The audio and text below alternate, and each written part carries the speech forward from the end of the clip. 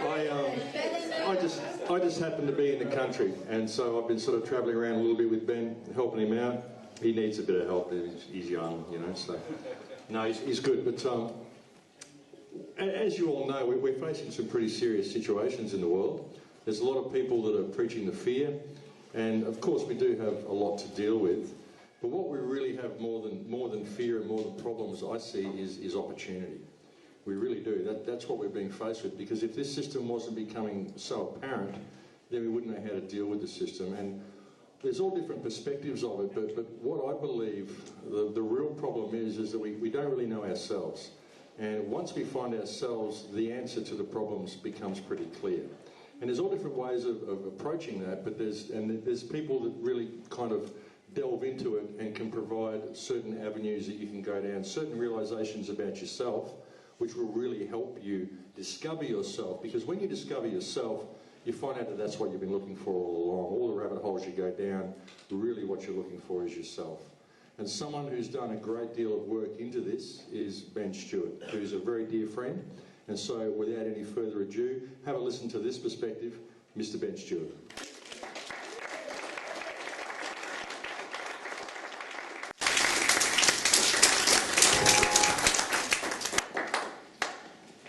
Thank you for that introduction, my friend.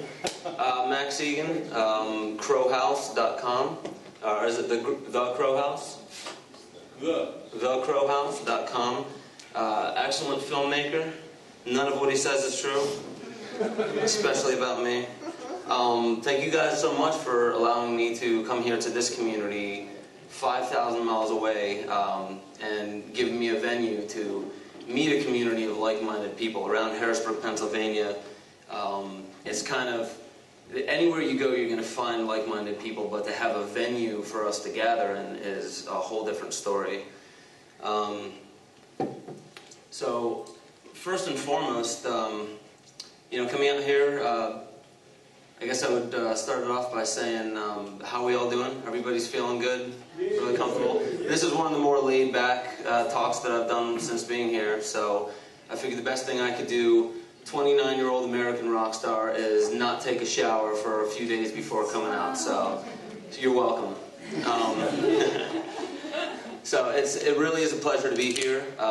Been here for something like a week, and I'm loving it. So thank you guys for the warm welcome. What we're going to be talking about today is, where is this? Today is entitled Art, Sex, Attention, Prisms. And these 4 words, specifically, I want you to resonate with how you now resonate with these words: art, sex, attention, prisms. And I'm going to give a completely different way to understand these, and I'm going to go in reverse order, because obviously ASAP, ASAP, there's no hurry for any of this information. That's one thing, beautifully said. I'm not going to name names, but, obviously with the Alex Joneses screaming into a bullhorn saying that we need to do this now, the consciousness, which is, in a sense, the mind of a child, does not respond to that very well. So, to understand how we respond to the language, to understand how we respond to people's attitudes, we really do have to pay attention, in a sense, to the moment and how people are responding to the way you are speaking to them. So, the reason for me being here is not necessarily to fill your heads with information. It's not necessarily to give you facts, details, numbers, dates, figures, any of that stuff, because those are just the vehicles of truth. What I'm here to do, in a sense, is to relay, in a sense, a process that happens within us at all times. In the same sense I was speaking about it earlier today, in a movie you have the details about what happens. You could say, this happened at this many minutes in, this person said that, this, that, and the other. And then you'll find another movie and there'll be completely different details, different names, different times that things are said. But there's always, in every movie, all mythology, all books, all plays, there's always a flow, a way that things happen. You're given the characters, you're given the way that they are, and then Act 2 happens, which is something happens that sets that character's life in a different direction. No longer can that character go any further in his or her life in the same way. So a choice must be made, and that causes friction. All of Act 2 is that character learning more of themselves and learning how to overcome whatever obstacle has been placed in their way. And Act 3 is that time of resolution. And that's a process that you will not find a movie, a book, a play, mythology without. It's the way that it is, the way that it starts, and then it's the way that it goes, pushed into motion. There's that friction, and then all of a sudden, this resolution. That's what I'm here to relay, is that everything that I'm saying, you can take all the language after I'm done and throw that away. Apply the principles of what's being said. That's the importance that we're going to take home with us in our lives. So I'm going to start us off with one of my favorite, not just because of the way he speaks and how matter-of-factly, but the fact that he's really into shamanism and he speaks from the heart. I'm going to start us off with a little video. I think the audio in the very beginning is a little washy, but he'll get into it. So that from that point of view, the universe is almost what we would have to call an art-making machine, an engine for the production of ever more novel forms of connectedness. To whatever degree art over the past several centuries has wandered in the desert, it is because this shamanic function has been either suppressed or forgotten.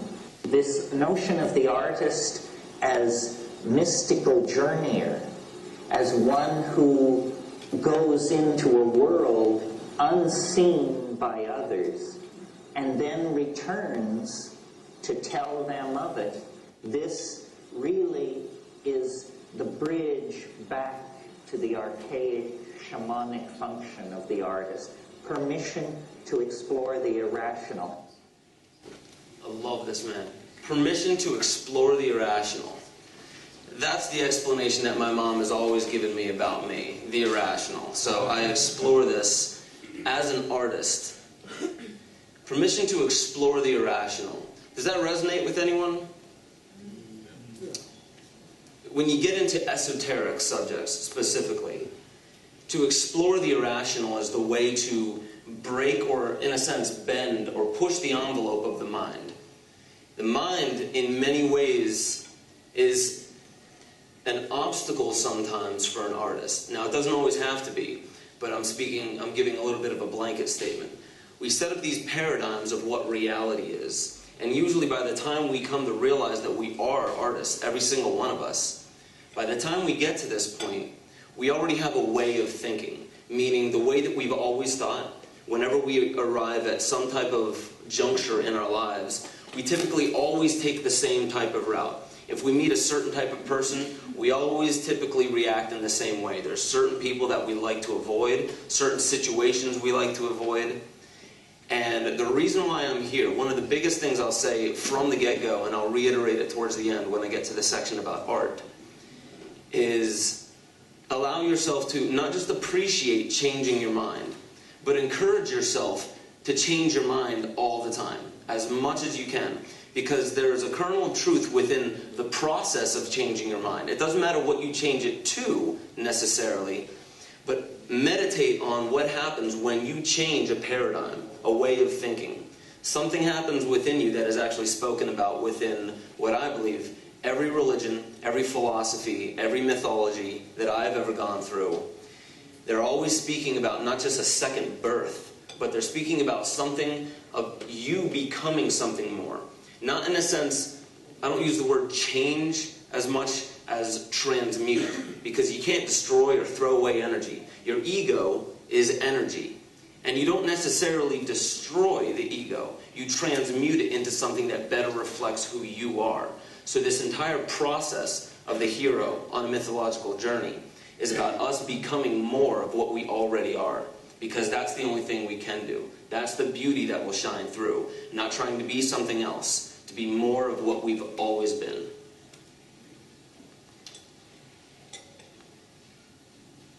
It's being co-opted, I know it. So, prisms. The reason why I'm bringing up the important thing about what a prism is, the reason why I start with this, is everything in the universe, including the universe itself, is a prism. What a prism, the way that it's understood for me, is a vessel that receives pure white light and refracts its colors. But within every single one of these colors is a riddle of the pure white light. Meaning that pure white light, that truth, because I'm using analogies here, when truth, pure truth, enters this vessel, it is reflected in the only way that it can, as this vessel. So it refracts it in these colors. Within every single one of these colors lies every other color. And within every single one of those colors is that pure white light. And that is what we are. We are prisms. The entire universe takes that pure white light and it refracts it in a way. It reflects it according to its own ability to express what it is, which is art. Expressing what you are, the way you walk, the way you talk, the way you relate with other people. That is art. And the thing I love about this, raise your hand if you're familiar with the Tree of Life. Okay. The supernal triangle, Keter, Chokmah, and Binah, the top three Sephiroth. Above that is what they call the Ein Sof, and the Ein Sof R, which is the unknowable, the limitless light. And that limitless light, that ray of the ray of creation emanates from, goes through the supernal triangle of the Tree of Life, and then beneath it are 7 different Sephiroth, 7 different expressions of it. So this is a sideways look of it, and this is obviously one of the depictions from one of my favorite bands, Pink Floyd, Dark Side of the Moon. So that is one understanding of a vessel, a prism, that takes in light and expresses it the only way that it knows how. And here are some examples of other prisms.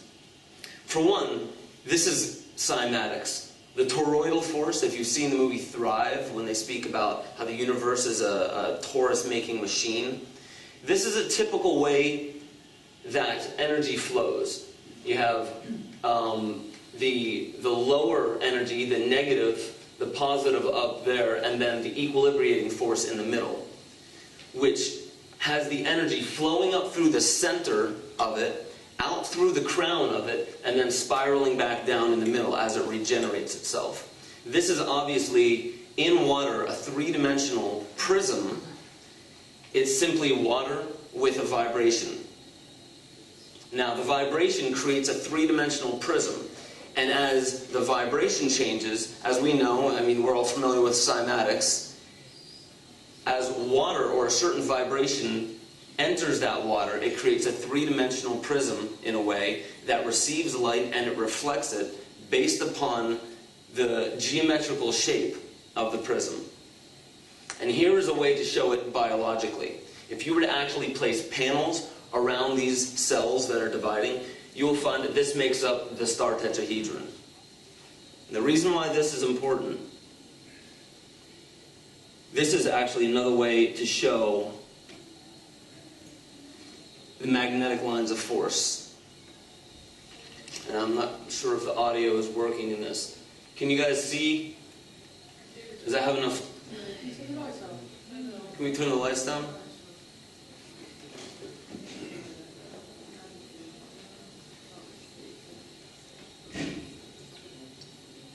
Let's show us again. What these are little magnets, compass magnets, placed in this little receptacle. Now he's going to show it with a different magnet. He'll put the north on top and the south on the bottom, the same way that we have it on Earth.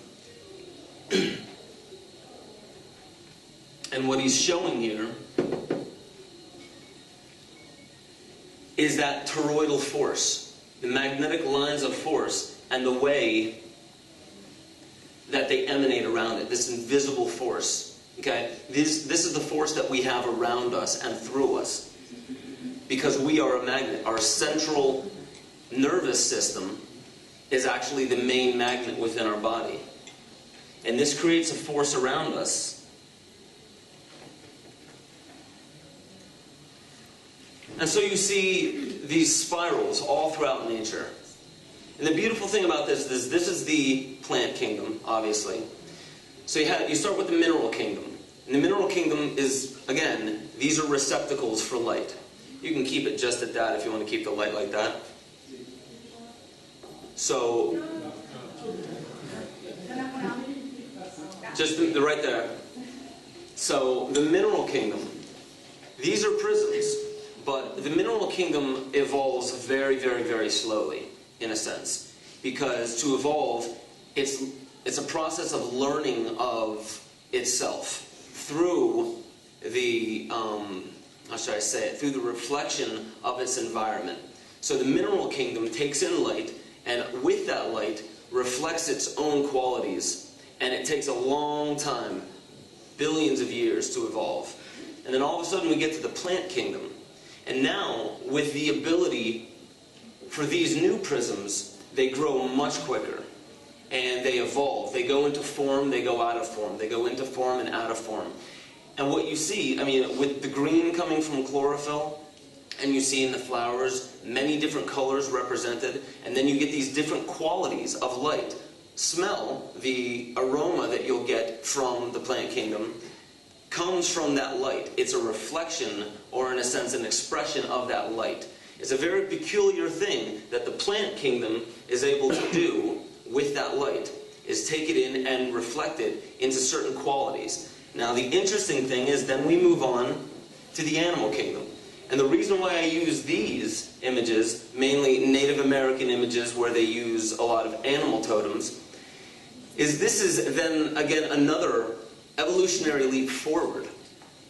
So these animals, now we see that in Native American mythology that the wolf has the pack mentality, but it also has a certain, I'm trying to think of some of the qualities that the Native Americans say about the wolf. Does anyone know what the wolf has as a quality to it? Power. Its strength, but its swiftness. Swiftness is one of them. Same thing, whether this is a representation of the hawk or the eagle, whatever bird, the boldness and the swiftness of a bird, the strength of a bear. You see the grace and the beauty of horses. There's qualities to the serpents that crawl along, that crawl on their bellies along the ground. And the beautiful thing about that is that's when we start recognizing characteristics that you would not see in the plant kingdom, and obviously not in the mineral kingdom. So that is the ability of this evolving force on this planet, the intelligence of this planet evolving to be able to take light within into its prism and then give a characteristic to it. So we see it largely starting to form, almost the incubation period within the animal kingdom. And we see these beautiful qualities coming about. And to have life on this planet, I got the audio. To have life on this planet, here's another prism. This is from Water the Great Mystery. If you haven't seen the film, I would highly encourage you to watch it. It's not really, you can't hear the audio of. So this is the water molecule that you see. And what happens with water, what they're finding is that water can store memory in the same way that quartz crystals takes in what's around it and harnesses that energy. And through these prisms, see the three-dimensional prism it's making? That is how it stores its memory. How water stores its memory. It's actually even been said that it's a malleable computer or a hard drive. Water is. And when it rises into the sky as a cloud, the sun will reset it and it will fall back to the earth. That's another prism. And the importance of prisms is they're a receptacle or a vehicle for light to be able to evolve into and through. So on this planet, as we're seeing, this is what I believe happens in a cyclical fashion. Can everyone see this all right? Yeah. Okay. You have this image up here, which is a representation of many things. Sometimes it's the feminine, sometimes it's the sun, sometimes it's the monad. And they're all true in their own respect. So you have the single-celled organism with the nucleus in the middle, and then it begins dividing. And these are biological ways of describing these images. Dividing into 2, dividing then into 4, then into 8, and then eventually into what we see as the flower of life. But the interesting thing about it is it starts as 1, it begins multiplying and multiplying, but eventually it comes to 1 image again, back into 1. And that's what we're going to be getting into today. Because in order, as you see, as the cells multiply, we within ourselves, we are 50 trillion cells within us. Now these are 50 trillion different organisms, but they are all, in a sense, coherent to one thing. And that's what we're going to, in a sense, allow the mind to start conceptualizing. Is what is it that allows for 50 trillion cells to be working towards the same goal of a human being? So we all have something within us. I call it purpose. And that's the thing that actually drives us. I believe that when we are devoid of purpose, or when we are ignoring purpose, that is when we begin to, in a sense, devolve, decay, move backwards. I believe purpose, as vague as that word is to us, I believe purpose is the single most powerful driving force next to inspiration. And that is why I'm speaking of art today. But purpose is what keeps cultures and communities together. As we know, for a community to come together, there has to be something that brings them together, some type of unity. Now, each and every one of us in this room, we're different. We have many different qualities and idiosyncrasies. However, something brings us together. I call that purpose. And then we come to this prism. On this planet, we have this beautiful symmetrical prism.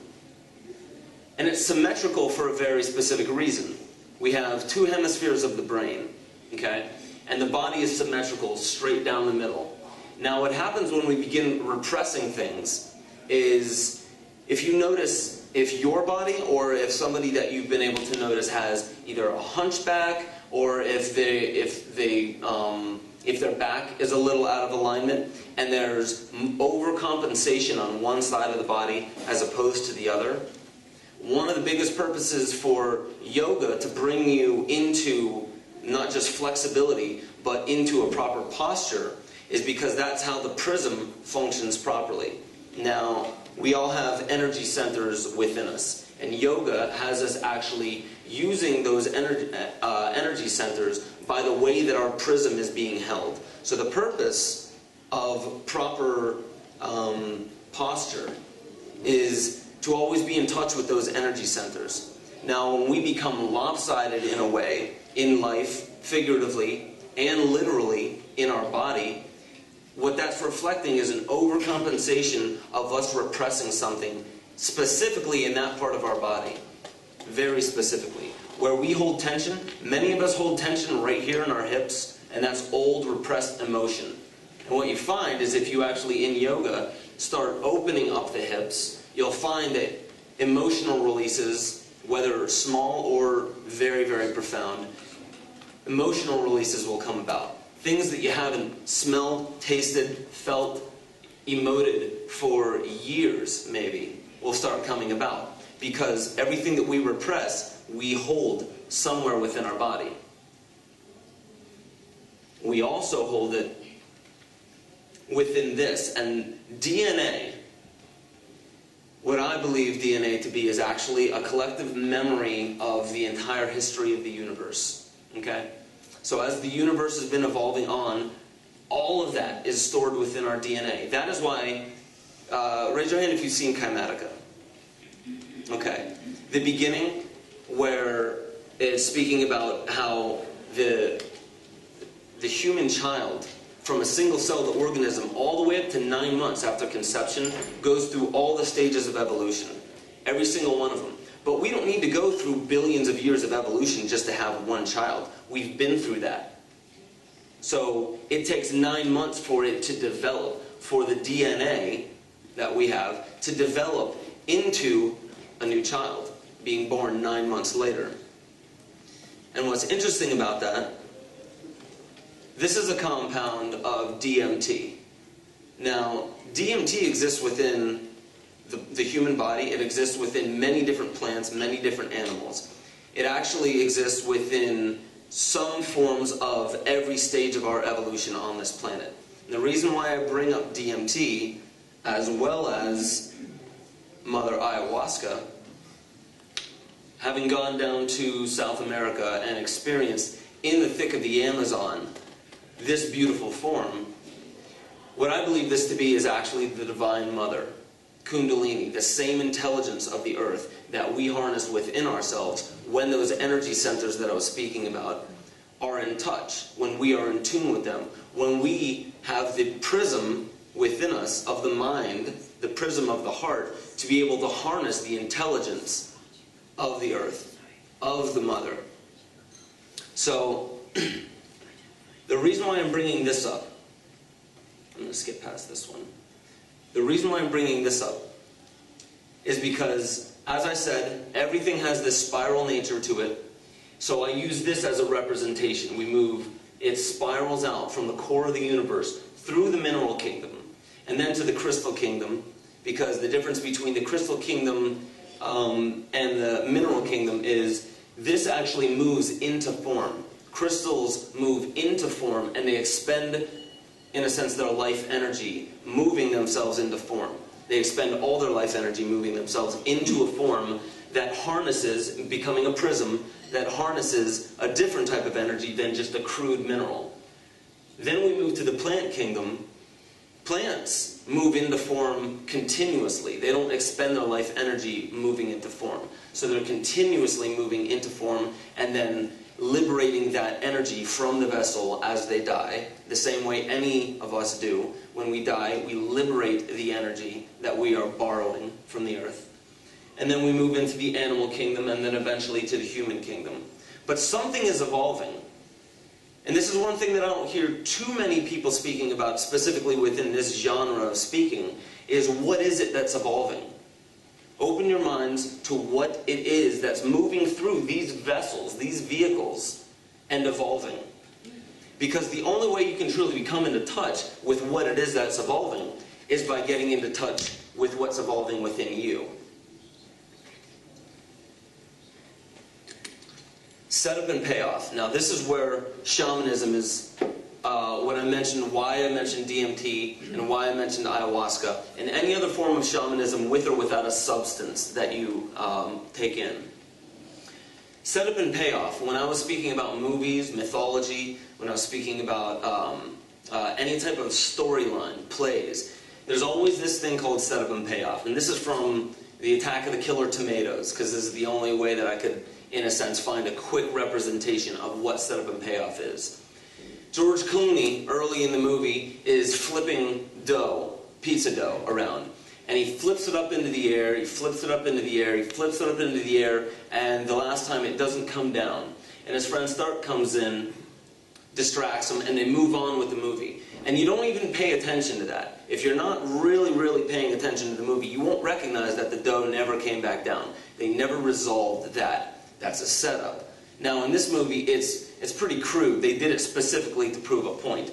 Stark at the end of the movie addresses the audience and says, you notice how everything we set up in the first reel pays off in the last? Because the entire movie was them setting up things and then paying it off towards the end. Except for the pizza dough. Because Clooney says, not everything, and then the pizza dough finally comes back at the end. What they're representing is that in every story, every myth, along the hero's journey, what happens in the same way the Fool in the tarot deck is a representation of the soul, if you will, going off onto a journey and experiencing different things. Things are set up in our lives, and they pay off at possibly different parts of the story. And they're supposed to be really, really small parts of the stories, in a sense. And they pay off later to remind us of something sacred. In life, this is the same thing that happens. Now, in movies, they represent this with, say, the protagonist is going off in the beginning of the movie, and he trips over a key, And he's like, oh, what's this beautiful key for? And he sticks it in his pocket, forgets about it. The audience forgets about it. Unless you know screenwriting and you know that there's nothing in most movies that are put into the movie for no reason whatsoever. Every little thing eventually pays itself off. And the same thing happens with every experience that we have in our life. Every experience that we ever come across can pay off in a way if we're paying attention to it. And usually towards the very end of our life, that lightning bolt where your entire life flashes before your eyes. Now, I don't have personal experience with this, but from what I'm told, it all makes sense to the ultimate reason why we are here, why we are evolving. So that protagonist that found the key on the ground goes throughout the movie forgetting that he has that key in his pocket, and then all of a sudden, the only way to resolve the issue going into Act 3 is by getting into a room to go and save the maiden before the room explodes or something like that. And figures out, well, the door is locked. Oh, well, I have this key. And it just happens to be this key, this little piece of metal in the pocket of this protagonist the entire way through the movie that was set up in the beginning pays off at the end. What I believe shamanism to be, and these experiences to be, is remembering the core, the seed of why we are here. Now again, I don't believe that it is necessary for these substances to be a part of that, but the whole shamanic experience is there specifically to have you remember who you are and why you are here, why we incarnated on this planet. Because there is a reason. We are bearing witness to something. And right now, things are happening on the planet so quickly, at such a profound level.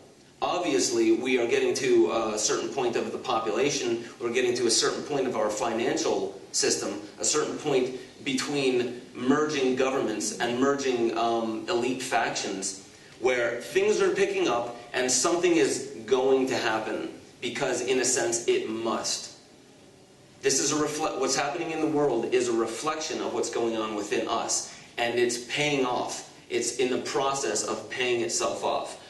Now, the reason why I use these representations, this is ibogaine, which you'll find in Africa, that they use. This is the bufo frog that you'll find down in South America.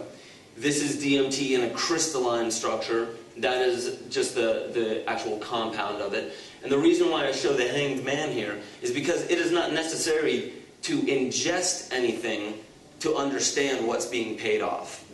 That is what I believe is in every single religion. Specifically when you look into Buddhism and the stilling of the mind to remember the story or the song that is being sung now. And the reason why I say a song is because a song is a certain vibration, and there's, in a sense, an intensity and a purpose and a rhythm to it. And that creates a prism. And that prism is the essence of our life. And stop me if I'm using analogies that you guys don't resonate with or misunderstand what I'm saying. But the song of our lives, there's a song to the universe. That is why everything has almost in a way a clockwork type of cycle to it. We've experienced this through the song of the universe is, in a sense, the conjunction and the distance between the planets from one another, how quickly they're spinning around one another. There's a certain resonance to that, a certain BPM, a rhythm to it. And the song is changing. And what happens when the song that's being pumped into a medium, and you see in cymatics, when you turn up the frequency in cymatics, what happens? The matter changes form. Now that's an analogy what I'm getting at. This is what I believe to be happening. Things are picking up so quickly that the form is changing. So the reason why things will start breaking down, and I'll show an actual representation of this later on, but what happens in between form is, in cymatics, when it takes on a certain type of geometrical pattern, and then we're moving the frequency upwards, in between form and form, there's dissolution.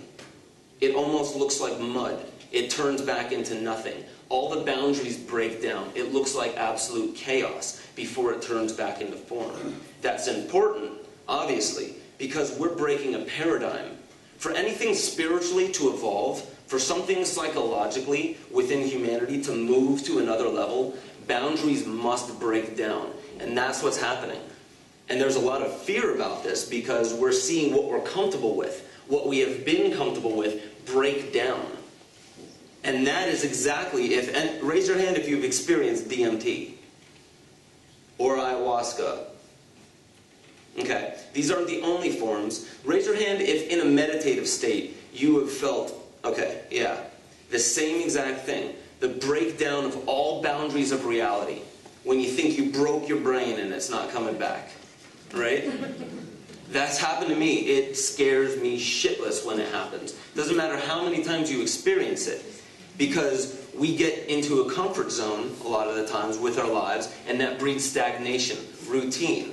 That routine allows us to build up some type of understanding and true wisdom of the experience that we're moving through.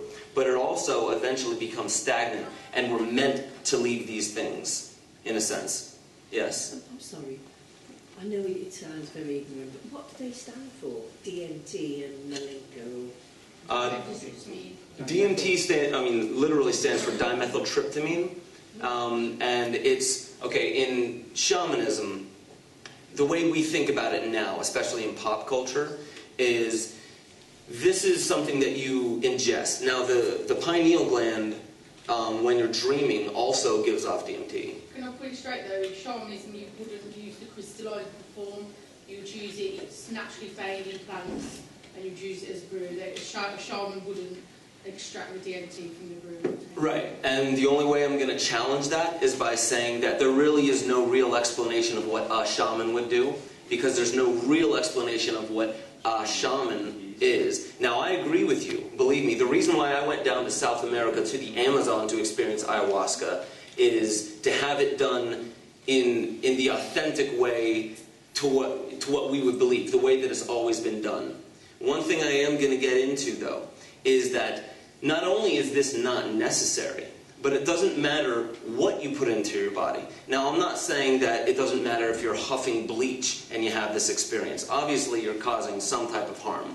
But the reason why I would say the crystalline structure doesn't matter is because it's the experience that runs through. There are a lot of these things, even in the traditional form, that can be very damaging to us. It's what we bring to it.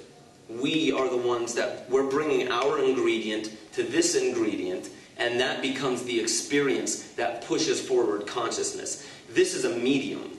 Now, I definitely do agree with you. You will not find traditional shamans. You'll find neo-shamans using this. You'll find neo-shamans bringing plants away from their natural habitat, away from the traditional manners of administering these things, and that's neo-shamanism.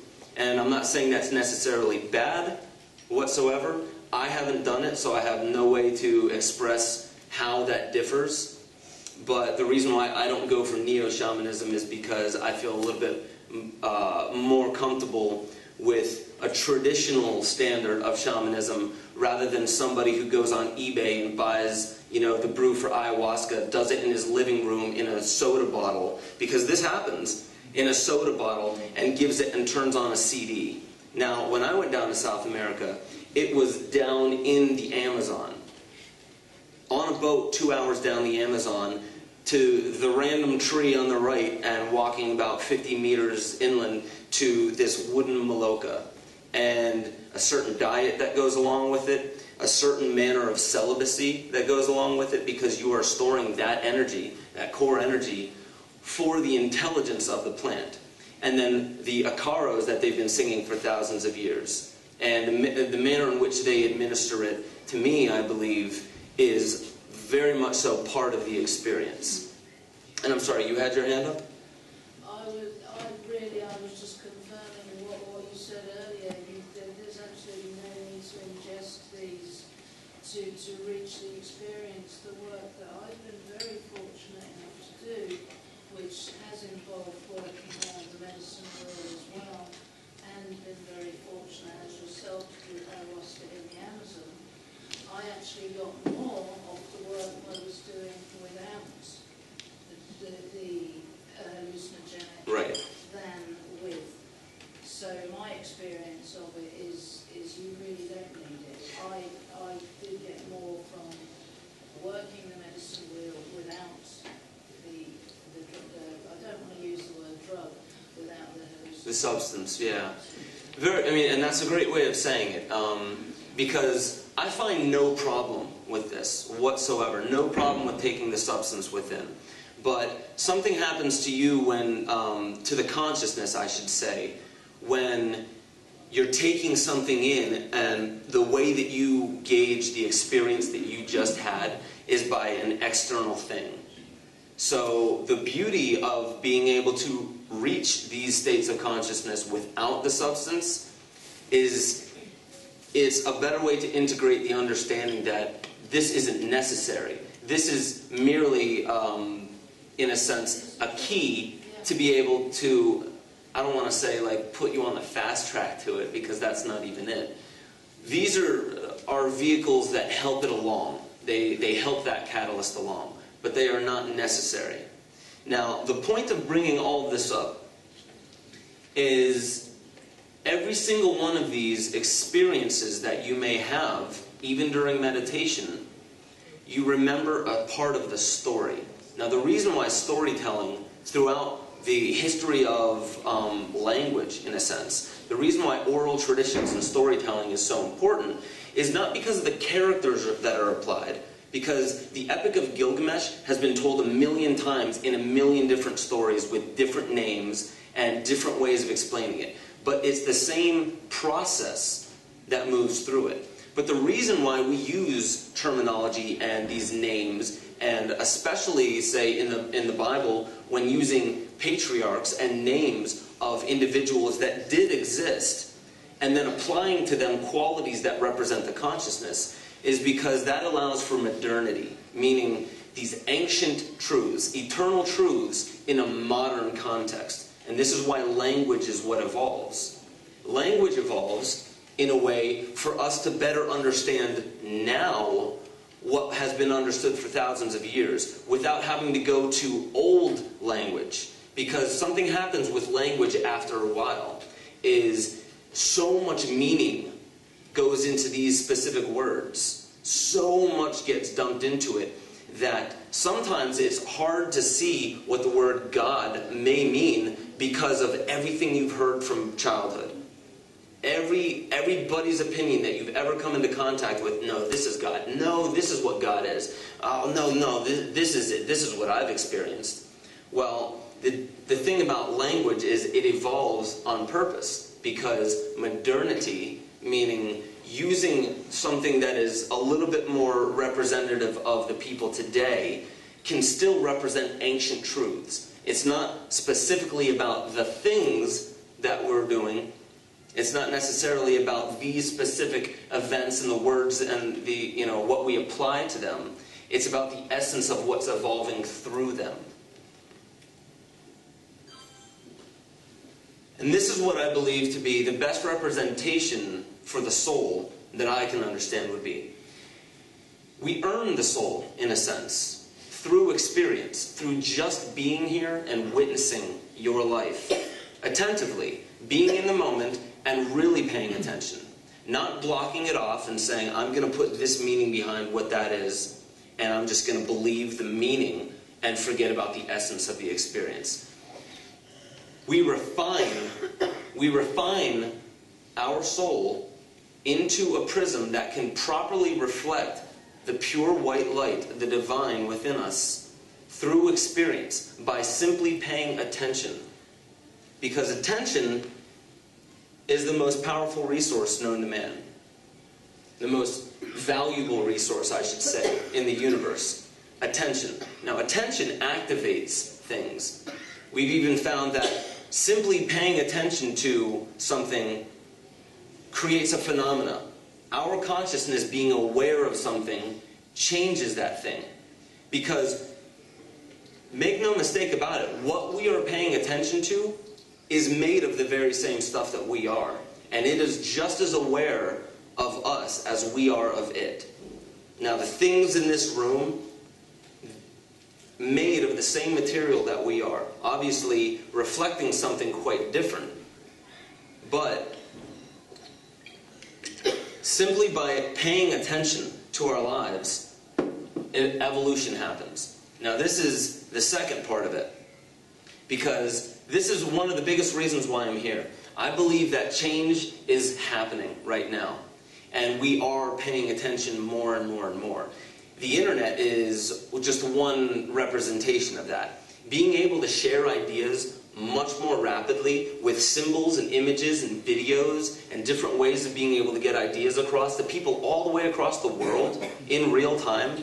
I could post something on Facebook right now, and people all across the world could be privy to that. Whereas 20 years ago, you were lucky to be able to walk into a library and find the book that you were looking for. You know, before the internet, before that rapid sharing of ideas, we were lucky, in a sense. Think about 100 years ago, if you wanted to do research in the same way that you do today. Now, if you want to look up something on alchemy, which is what this symbol represents, if you want to look up a book online, you'll find almost every book that's been ever written about alchemy. Think about 100 years ago, or a little bit more, Gurdjieff, Rudolf Steiner, Max Heindel, whoever it may be, trying to do research. They were lucky to be able to go into a library and know what they were looking for, instead of having to look through 5,000 books to maybe find 2 or 3 that make sense to what they're looking for.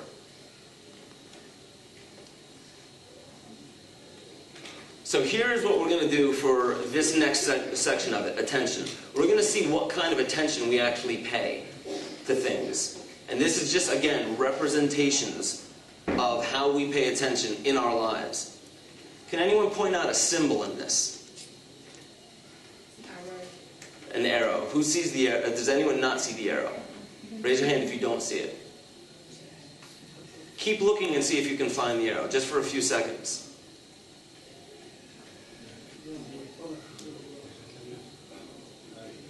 You see it?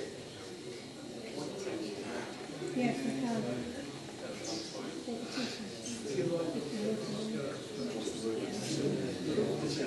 Raise your hand if you still don't see it.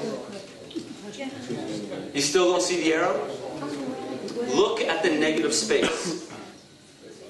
The negative space in between the letters. Okay. Raise your hand if you still don't see it. Okay. So when you first look at this image, yes, right here. When you first look at this image, what you typically see is you begin reading it from right to left, because that's typically how we're programmed to read. And in this culture, I should say. Or I'm sorry, from left to right. So the first thing you start seeing is letters. So you would just assume that this entire thing is made up of letters. And we begin making assumptions. And most of the times, unless you're really looking for symbols within something, you would not see that there's an arrow right there. And that's part of their symbol. Okay? The reason why I'm showing this is because typically the mind is looking for something. When we walk into a room, we're looking for certain things. And whether we realize it or not, that allows us to completely forget about reality and only look at that one thing that we want to see, that one thing that we're looking for. Think about it. You're walking into a room and you're looking for something. Maybe it's your wallet, your keys. Most of us have had this situation where we're looking around our room, we're like, where are our keys? And they're sitting right where they always are, right on the counter. And we don't see it. We're looking at everything else. But the thing is, we're looking at a projection of the room. Because typically we're thinking, I need to get out of here. I need to hop in the car. I'm late. I need to get to work, whatever it may be. So our heart, or I should say our desire, is leading us into a certain direction. And we're missing what's right in front of us. Now, that's just an example, just a way of showing that when we look at something, we immediately start to decode it and try and think of what it is. And we forget to go back and reevaluate it. This is an analogy of our lives. Because when we're younger, we make a lot of assumptions. And we never, later on in life, after we have wisdom, experience, we never go back and reevaluate who we are, the programs that we have within us, the routines, the way that we typically are in everyday life. Now here's another example. Who sees what's... Just call it out if you see it. What's the symbol in here? Two people eating a chip over some salsa. You guys see it? Okay. Most of the times we don't see these things. How about this one?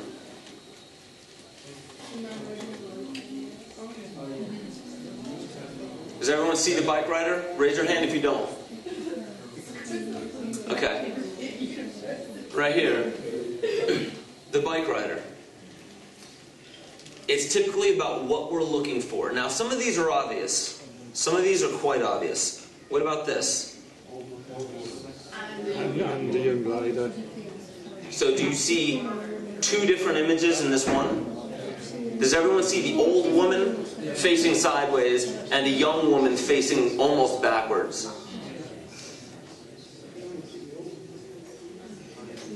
Raise your hand if you don't see one of them.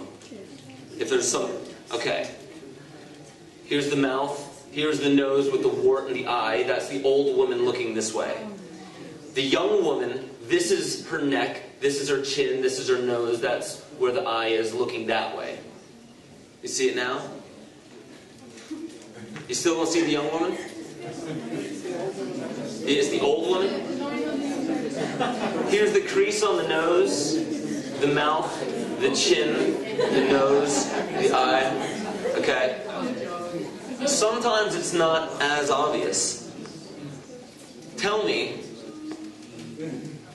Now, this isn't really that big, and unfortunately, the quality isn't that good. So you can't really see. One smiling, one frowning. One is smiling, one's frowning, okay? If you can see it, very, very subtle differences. What on the face looks different? The mouth? The eyes? Okay.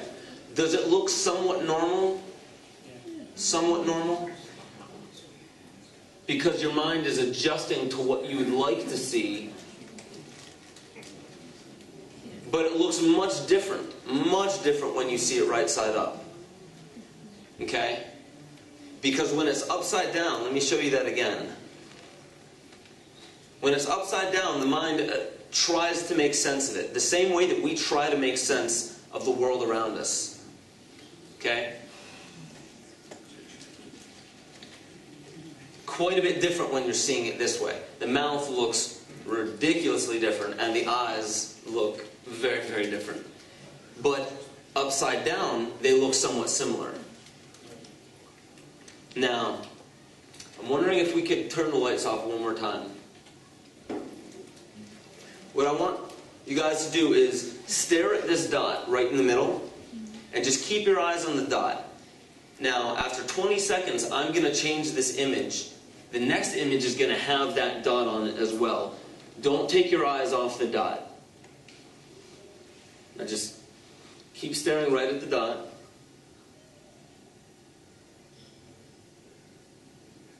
Now keep your eyes on the dot.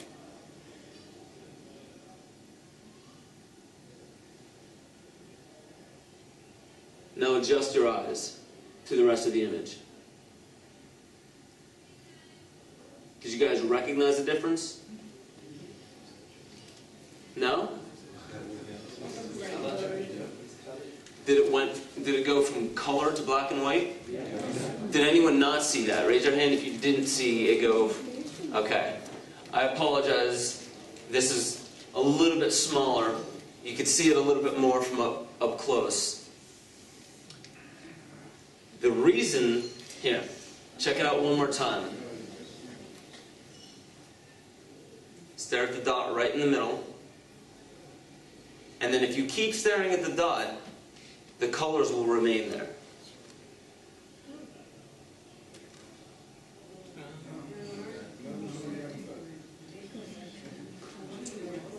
And then you can take your eyes away from it and then bring it back to the dot, and the colors will reapply themselves to the image.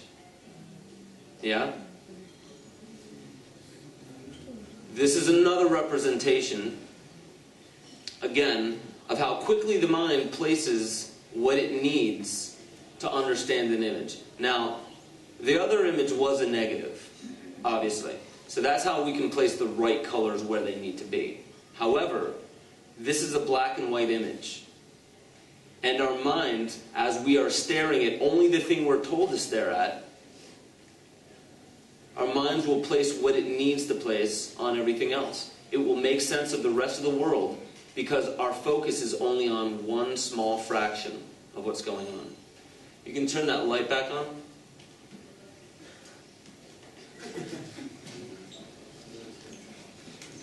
He's getting his exercise, isn't he?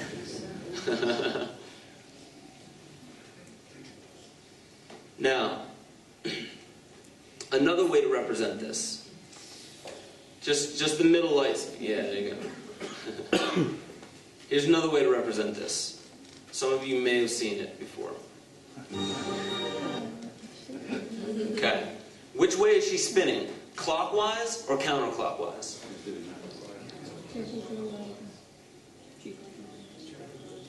So if the clock was on the ground, would it be going this way or this way?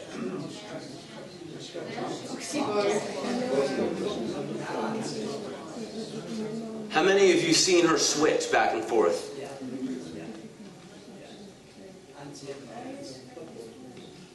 The best way to actually be able to change it is if you just focus on her leg. You can even put your hand up so you can only see the leg emerging. And if you see it at first coming forward and then away from you, try to imagine it coming from away from you towards you. And then you could possibly see her switching in the other direction.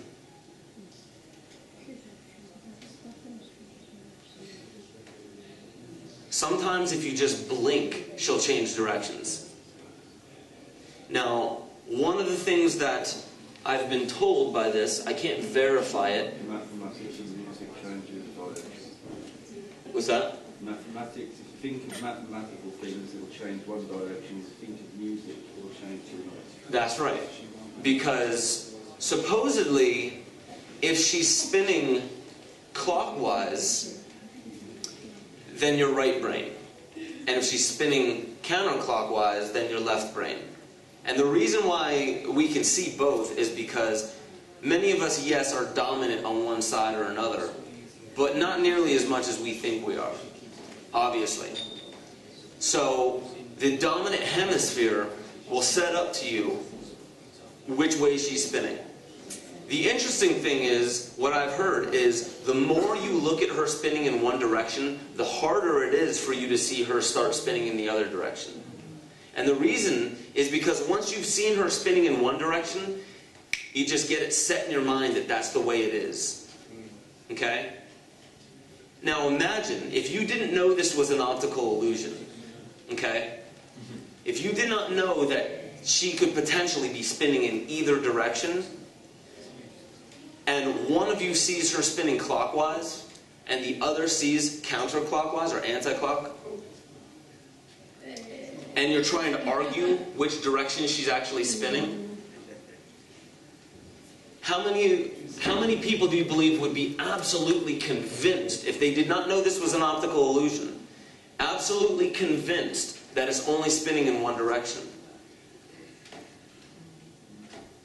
And that's pretty much exactly... Did you have something to say? No, she's spinning clockwise. She's spinning clockwise. She won't go anti-clockwise. She won't? She will. You just gotta be a little bit nicer to her. You gotta see? And this is typically what happens. It's not be clockwise. The clock says it's going the other way. That's good. Interestingly, as a parable to the way we set up our minds, is we become so locked into a certain way of perceiving our world. We become so addicted to it that it's very difficult for us to understand how to give our beliefs back up. and recognize that there are many different ways, if not infinite ways, to perceive what's going on around us. One of the things between differing religions is different representations of the same things that emerge within us, the same forces within consciousness that will emerge from within us. Now, it's obvious to see how locked into our reality we can become, and how we can be completely unrealistic towards other people's beliefs. Or how should I say it? Unwelcoming towards other people's beliefs. Okay? But the whole reason why I'm showing this is because as we walk into a room, the definition of contempt, of having that feeling of contempt for a certain situation, somebody with contempt in their heart will walk into a room and see what's wrong with it, see what's missing. That's all they see, is the fact that what they want is not there. If it's somebody that only wants money, or only wants sex, or only wants some type of fruit of their labor, they will miss everything else in the moment, which is where the magic lies. Magic is in the moment, meaning it's in the mundane things. Artists recognize this because an artist sees a room with nothing but possibility and opportunity. That's how artists see a situation, such as the situation we find ourselves in as a species on a planet that's dealing with what we're dealing with, that Max beautifully puts in his work, that I get into in Esoteric Agenda and a little bit into Kymatica. All of these problems that we see, it's very easy to look at it with contempt and point the finger off and say, look at all the people who aren't doing enough. You know, I'm doing my job. What about all those people that aren't doing their job? And seeing what's missing, rather than seeing the opportunity that we're being presented with. Now, in a movie, obviously, it wouldn't be that interesting of a movie if the antagonist or the villain had no strength whatsoever. If he absolutely sucked. You need somebody that at first, as a villain, the reason why we have these movies and the strife or the struggle gets to a certain point where the hero thinks they cannot go on any further, the reason for that is because that's the way in which we perceive the world. That is how hard our addictions die. They die very hard. And our addictions are not necessarily on substances. They're on ways of perceiving the world. And that is the point of the Hanged Man in the tarot deck, is seeing the world differently. Hanging upside down, perceiving the world completely opposite as he ever has, and all the coins in his pocket fall to the earth, meaning the value that he places on the world, thinking that this is worth this, but this isn't worth anything. These people are worth this, and these people aren't worth anything. Okay? All of that value goes away once we see the world for what it truly is. So we're going to take a break, now that we've gotten plenty of foreplay, and we'll come back. And we'll come back and we'll get into what I believe to be the most important part of what is going on in the world today, and how sex, the sexual force, is at the core of every ill on the planet and also everything beautiful on the planet. So let's take our break. There's cake. I believe there's tea. And then we'll come back. I'm going to say thank you very much in the dark. Yeah, 3-minute break. Be careful with the premature evacuation. If you choose. If not, I can ramble. So this next part. Should we turn this down a little? Check. Alright. So this next part, the reason why I find this very important, and I use this image because this is an ancient image of something that we look at today with completely different eyes than the way that it was looked at before. Now, Tantra, does anyone know what Tantra means?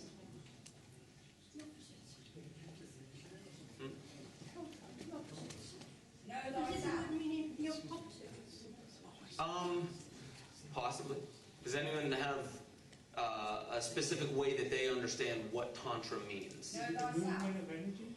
Know thyself. Know thyself? Okay. I haven't heard that. Is it movement of energy or something? Movement of energy is closer to what I've heard. Continuum of energy is mostly what I've heard. In a sense, almost a closed loop system. Now, Tantra, what's happening is Zeus splits the androgynous human into two separates so they may find each other within themselves.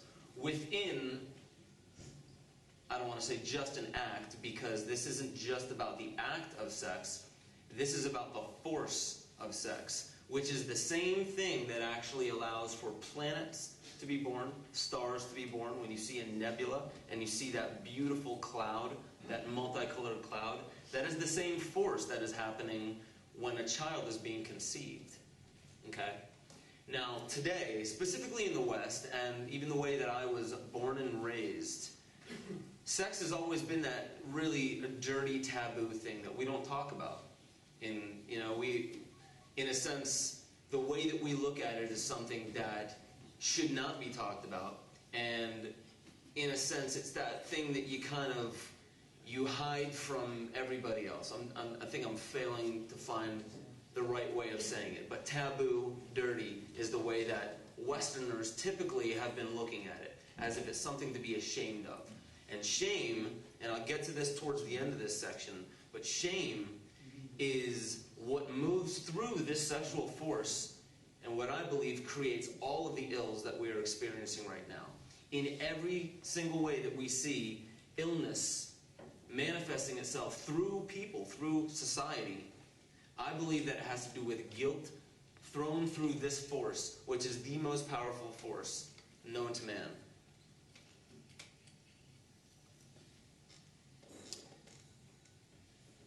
How is this? Okay. Is anyone familiar with Semi-Alamvior? Gnostic master in Central America, died, I believe, in the 80s. Here is his understanding. This is in one of his books. His understanding of what happens to food as it goes through the body. And this is important, obviously, to this whole section because this is where it all starts, what we feed ourselves. Now, we also feed ourselves impressions, but this is speaking specifically about the food that we put in our body, okay? The food that we eat after digestion is assigned a vibratory quality of dough 768. Now, the numbers there, they're not too important to understand. It's more of a representation of this entire process, okay? But what is being spoke of, the reason why there's actually, it's not hertz or it's not a frequency, but 768 is the relative density to prana. So the food's relative density to prana, as what Semi-Alamvior states, the food after we eat, after digestion, is assigned a vibratory quality of dough 768.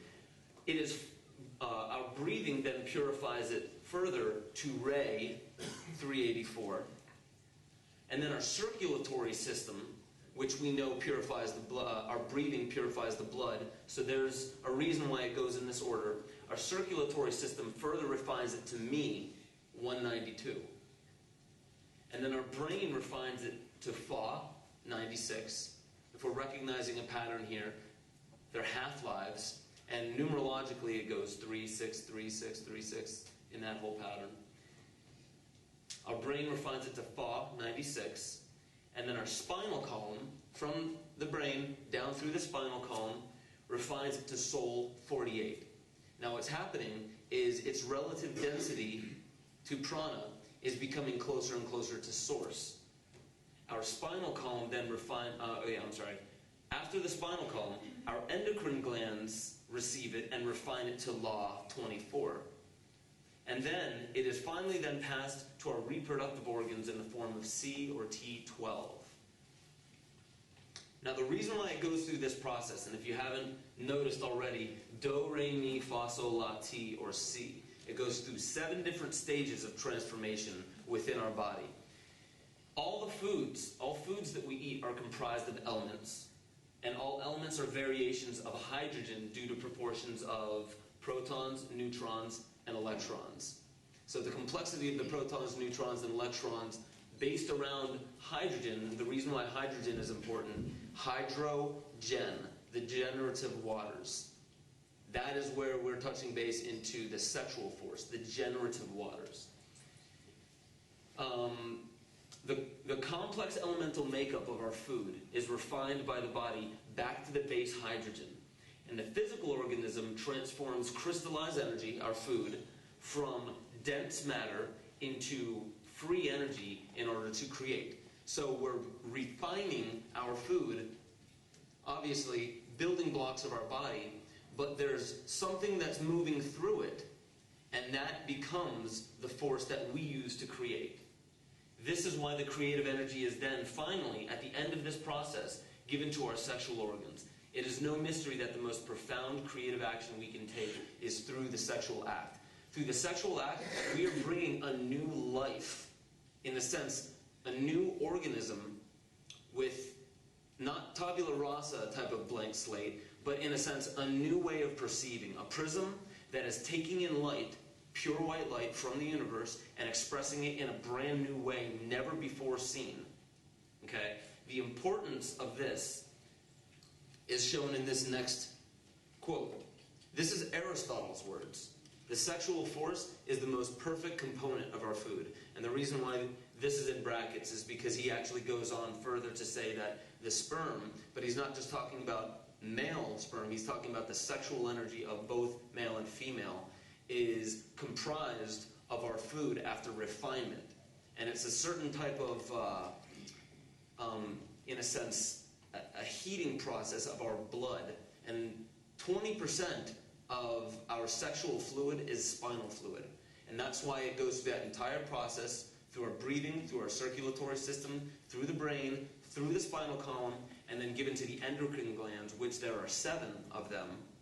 And there are many interesting spiritual qualities to the 7 ductless or endocrine glands within our body.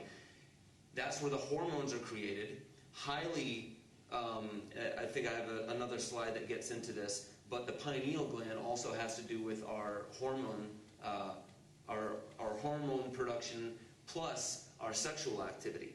Because then from the ductless glands, from the endocrine glands, it moves then to our sexual organs. And that is the most perfect component of our food, because it's raw energy. And that raw energy is used, in a sense, in a reactor, if you want to put it in a scientific way, to create new life. Does anyone know who this is? Prometheus, all right. A crowd who actually, knows this. Everybody else seems to, even after I point out a very obvious symbol of, what is it, the condor, or the vulture, or the eagle? Okay, because some say that it's a turkey vulture as well. Pecking at the liver. Obviously, Prometheus' liver is up here for some reason. And who's this? The one punishing him. Zeus, all right, with a serpent towards his spinal column. He punishes Prometheus. What did Prometheus do to become chained to the rock and have, for all of eternity, this eagle pecking at his liver? What fire, though? The fire of whom? The gods. The fire of the gods, and gave it to man. Does anyone know where he hid it? And what's that? Well, in the myth, does anyone know what the symbol they give? Where he hid the fire? Chalice. What is that? Chalice, The spiritual fire is ganja. Thank you. We were going to talk afterwards.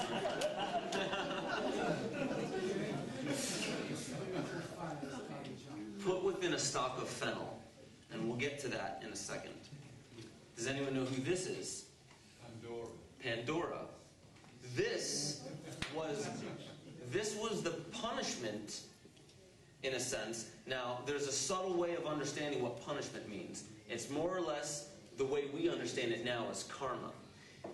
Pandora was the punishment of man, of the creation of man, of Prometheus. Now, she's holding a box. The original translation of that was actually a vase. Now, the one doing the translation only had, in a sense, an understanding of the fact that it was a receptacle. So used Pandora's box. That's where we hear it's a box. The reason why all these symbols, when we see these symbols, they don't come from nowhere, obviously. There's a reason why every single one of the symbols in these myths, especially the esoteric forms of these myths, there's a reason why the symbols have the shapes they do and the form. Do we know why this is the form that was chosen originally for Pandora? Does it symbolize a vagina? Yes. It symbolizes the reproductive organ of the feminine, in a sense. So this, Pandora, endowed with all of the gifts of the gods and the goddesses, as well as their curses, Pandora is considered a punishment in old terminology, because it's more closely related to what we look at as karma, in a sense. The karma for man, in a sense, is to have another, a reflection of us, the polar opposite of us, that empty space that we fill, in a sense, because that is a form of our self-discovery, which should show you that the most profound self-discovery comes from not just your lover, but the people around us. It's not just through the act of sex, because even speaking to another, speaking is a very projective masculine force. Now, listening is a very feminine receptive force. And when you're speaking to somebody, they're receiving, if they're just listening, not thinking of what they're going to be saying next. But if they're listening, they're receiving. So the new idea comes within the feminine, the listener. Because the one that's projecting is not necessarily, nothing new is happening there, but they're projecting an idea into the feminine. So our closest reflections, the way to true self-discovery is through the others around us, the people around us. And this is what we have come to, what I believe, what we have come to become veiled from, is the reality that we're not here necessarily to build government. We're not here necessarily to build things. That's part of the art that we are creating. But it's all based upon our, in a sense, cooperation, our community with one another. That is where true self-discovery comes from.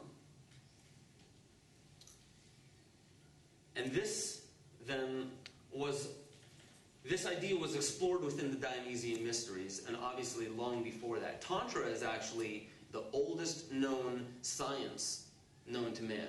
Now, I have no way of verifying this, but I hear it from several different sources, so do your own research on that. But Tantra is hidden within many of the mystery schools. And the reason why Tantra is believed to be the oldest known science known to man, not just because you can find it in every scripture, if you have the eyes to see it, but because this is where the link began, okay? And this is also the setup and payoff to remember who you are comes through this act. Now, I'm going to get a little bit into the mystery schools because it's just fascinating to me. They're still alive today. The Dionysian mysteries, the author who did most of this research that I'm borrowing from, and I feel horrible because I'm failing to remember his name. I can look it up afterwards. Wrote a book in the 1930s about the Dionysian mystery schools that were still existent to that day. And he visited one. Dionysus, to start this off, symbolizes the intelligence within the sexual force. Not necessarily the vessel of the sexual force, but the intelligence that goes through it. Because that is the intelligence that breeds more life on this planet. More prisms. More, in a sense, to get back a little bit to how the prism evolves. The prism evolves from the mineral kingdom, through the plant kingdom, through the animal kingdom, up to what we are, because we harness light in a different way. Remember when I was saying that throughout the kingdoms, the different prisms use light in a different way to reflect different things. First, it was going into different aromas, and the plant kingdom used all of the natural resources around it, all the raw materials, as if it were a factory. It took in raw materials and refined it into the fruit, in a sense. Now, the plant kingdom does not eat fruit. It doesn't need the fruits and the vegetables that come from the plant kingdom. It's there for something else, in a sense. It's a setup to be paid off. So, we are still borrowing from these earlier kingdoms. And we get up to this point, to where we are a different prism, and we have different ability to use light and reflect it in a certain way. So getting back on point, the intelligence that's flowing through us is what's evolving. We, our physical form, just follows along with it. This, in the same way that when you change the frequency in cymatics, the form will follow the frequency. It's not the other way around. This is why the Dionysian mystery schools are known for the lust of youth. Now that's a really big blanket statement to say for such a deep esoteric meaning of the mystery schools, but they typically revolve around this same core tenet. There is a specific order that the procession enters the Dionysian mystery ceremony. So all of them start outside, and they move a procession inside. And then the mystery school happens within an inner sanctum. And that is moving into the inner sanctum of the consciousness, into the inner realms, into the esoteric. Because every religion has three chambers, in a sense. The exoteric, the mesoteric, and then the esoteric. The procession that goes in, there's always a hierophant first. And that is the living representative of Dionysus. They are there to represent the intelligence of the sexual force. And then behind them is the light that was then given, the light that emerged from that. So there are torch bearers that lead the way in. And then there are men and women that have wine cups on a staff adorned with grape leaves. And I'll get into the grape leaves in a little bit. But they're not just chalices with wine. It's on a staff, and that's really important. Some of the next images, such as this, will explain that a little bit more. But there's men and women with chalices on a staff. And then there's women carrying baskets of fruit. Now, raise your hand. I'll stop right there. Raise your hand if you remember, if you've read the Bhagavad Gita and you remember what Krishna was instructing Arjuna about the fruit of our labor. No? It's the same thing that you will see in the Garden of Eden with the fruit. Okay? Now the fruit tends to be, if you remember what I was saying, with when somebody has the sense of looking at a room with contempt, meaning only looking for one thing and seeing everything that's missing.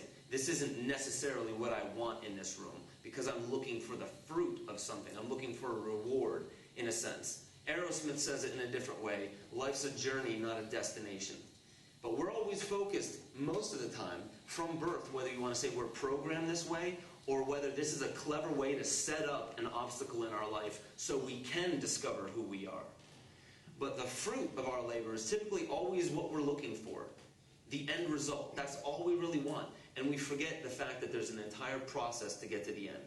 Now, how fun would it be if the beginning of a movie was the end, was the resolution, in a sense? Let's say Frodo.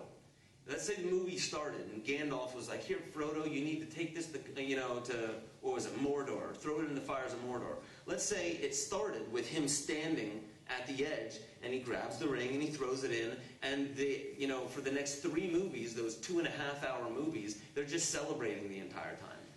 How well do you think that would have gone over in the box office? Now, this is interesting. We laugh, but why? Why would that suck? Typically, we're always thinking, I want to get past all the hard stuff, and I want to get straight to the partying and the celebrating about it.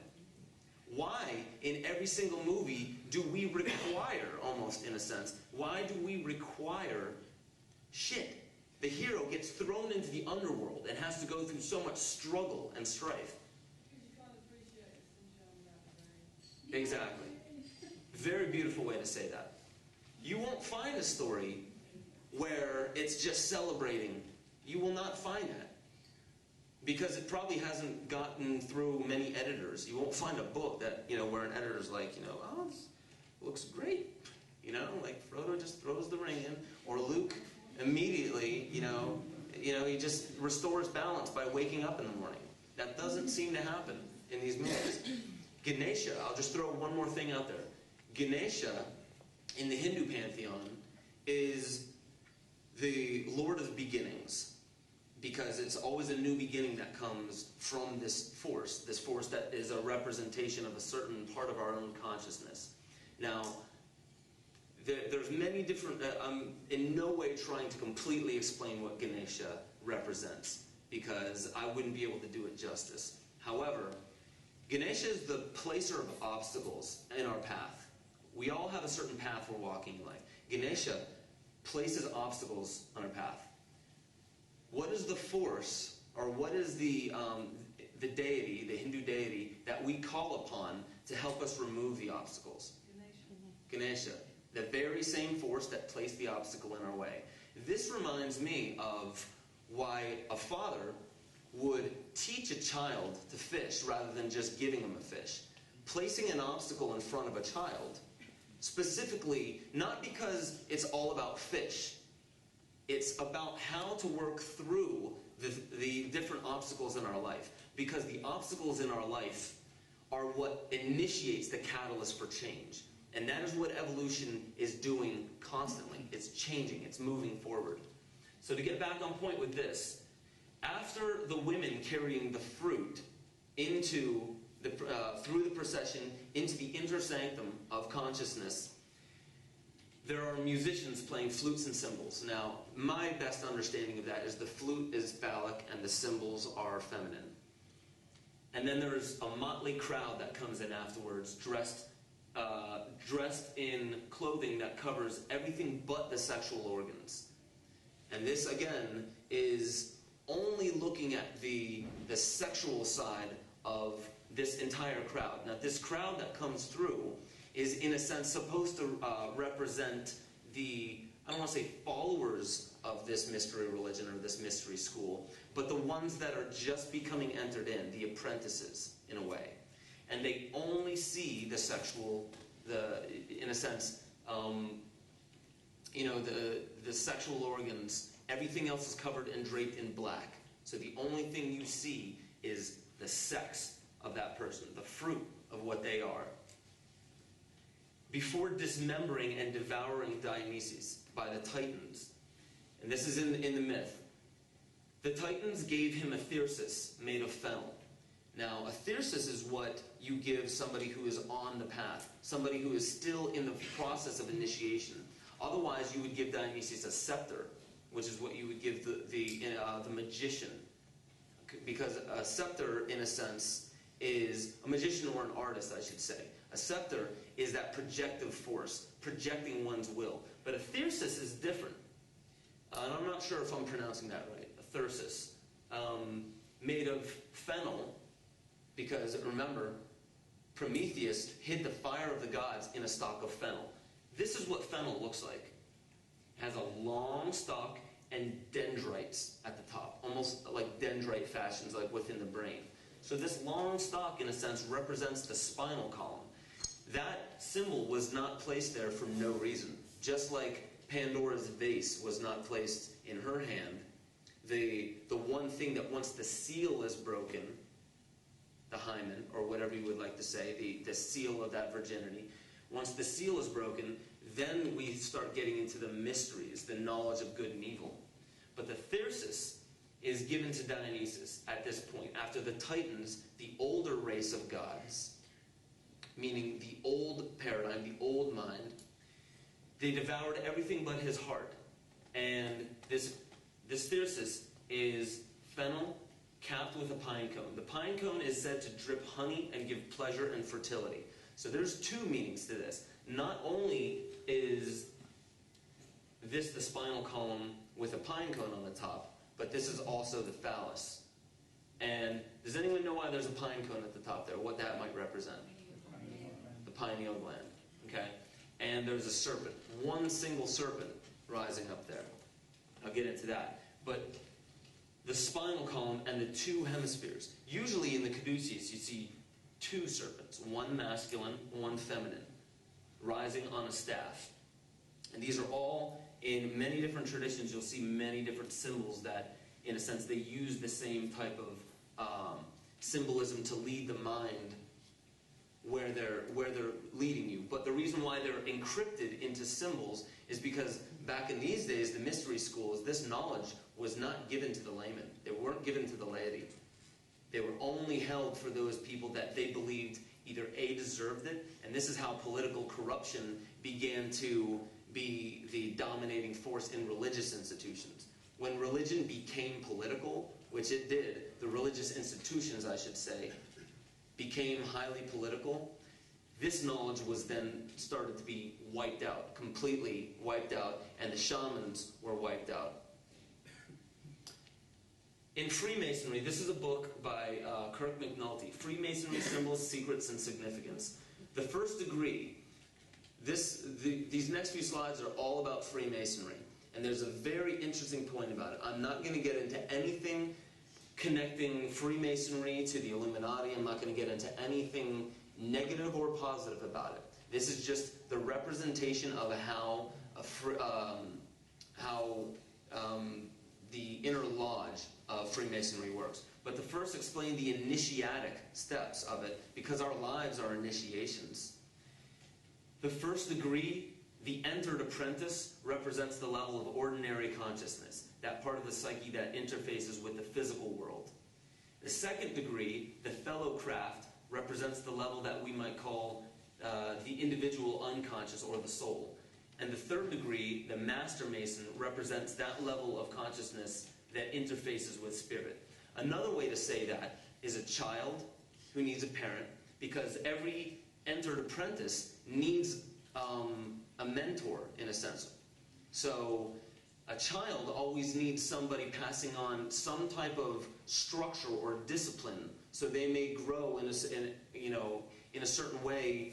And this is why we see, children, why we give them any discipline whatsoever. And this is also a parable to why we have government for humanity, because we are a young species. In a way, we as a species are still at the level of an entered apprentice on this planet.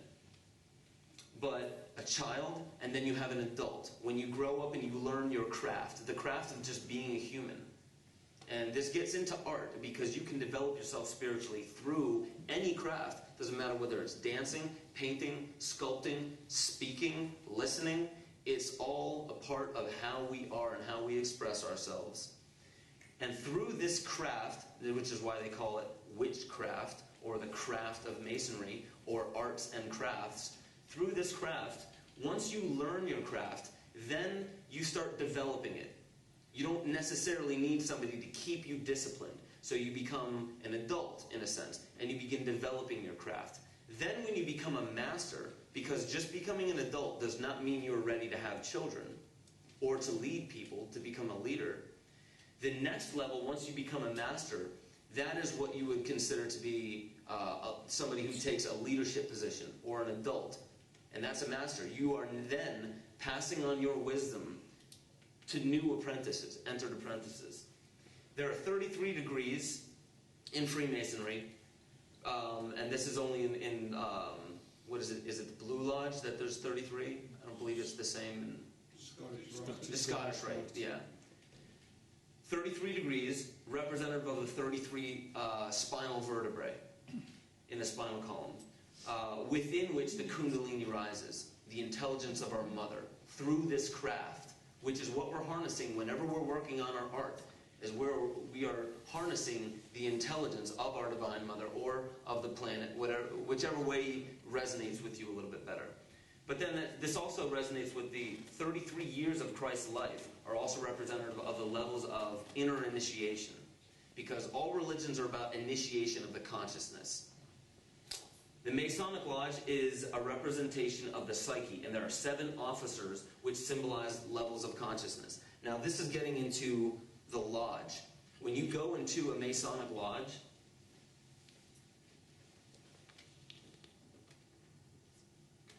when you go into a Masonic lodge,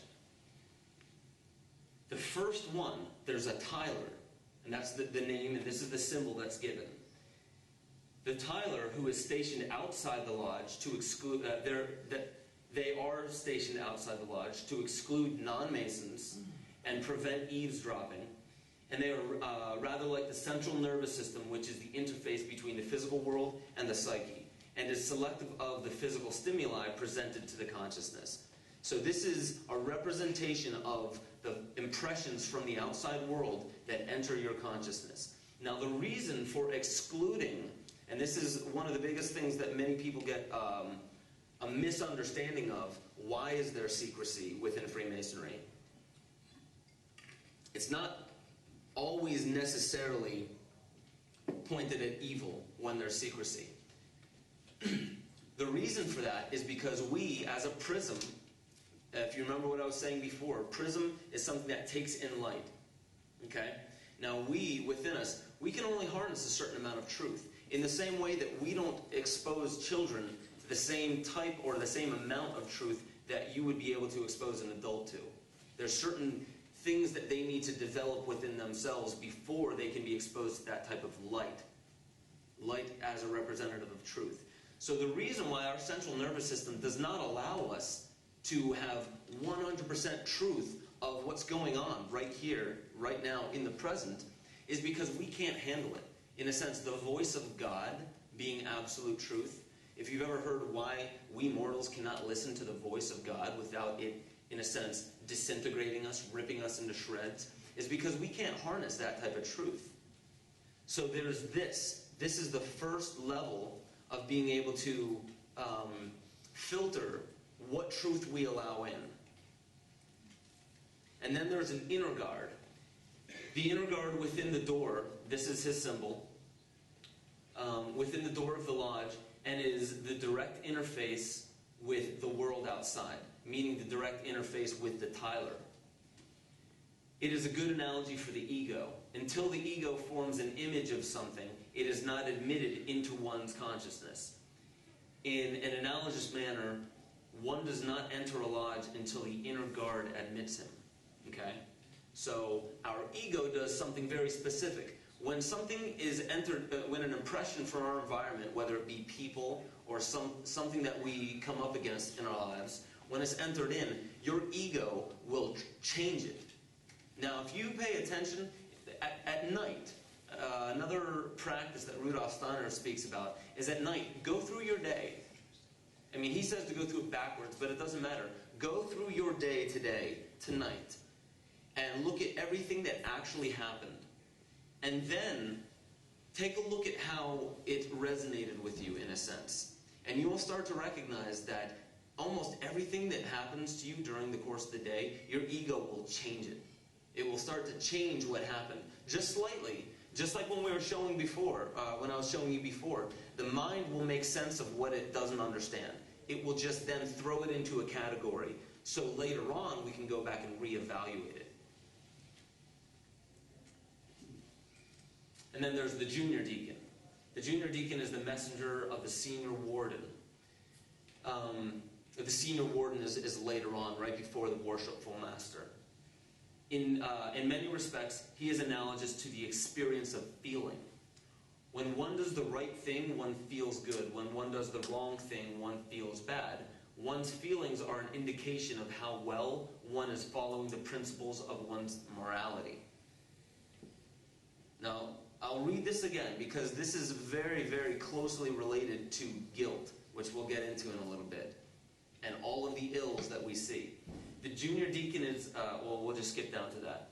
When one does the right thing, now the right thing is kind of a loose translation to each and every one of us. There's the right thing and the wrong thing to us in our own boundaries, and we're testing our own morality as we go through our lives. When one does the right thing, one feels good. When one does the wrong thing, one feels bad. So our feelings of good and bad, after Eve bit the fruit, and we began to understand the knowledge of good and evil, our feelings of good and bad are an indication of how well one is, that person, that initiate, is following the principles of our own morality. our own morality, because this is our path. Each and every one of us has our own path to follow. And then there's the senior deacon. The senior deacon is the messenger of the master, and he can be understood to be analogous to the capacity to be awake and present in the moment. And I'll read that again. The senior deacon is the messenger of the master, and he can be understood to be analogous to the capacity to be awake, and present in the moment. It's a representation of the capacity of our ability to be fully awake. Okay? Now, this is something very interesting why they use this symbol, and instead of the G, they throw the sun in there. There are several different instruments that are represented in Freemasonry. The square, actually, there are three other symbols that aren't even shown here. There's the pencil, which is a projective force. There's a spirit, which shows restraint. And then there's the compass, which is balance between the two. The projective force, the restraint of that force, and then balance on the inside. And this is representative of our central nervous system, which is the balance. And then we have a masculine and a feminine nervous system. Do we know what those two nervous systems are? Sympathetic and parasympathetic. One is an activating force within us, and the other one retards or it slows motion. The masculine and the feminine. Yeah. I've heard an alternative description for the set square, the compass. The compass represents their need to encompass their feelings, to contain, their feelings and their thoughts within boundaries. And the square, set square, is in squaring their ideas. Is to do, leading a righteous path, or that's one. That's awesome. I hadn't heard that. No, that's awesome. Again, remember when I'm saying this, none of what I'm saying is actually truth, in a sense. This is my understanding of it, so please do, if there are alternative understandings to this, it may help everybody else understand what I'm getting at, if you're resonating with what I'm saying. Because these symbols, obviously, they're used for a reason.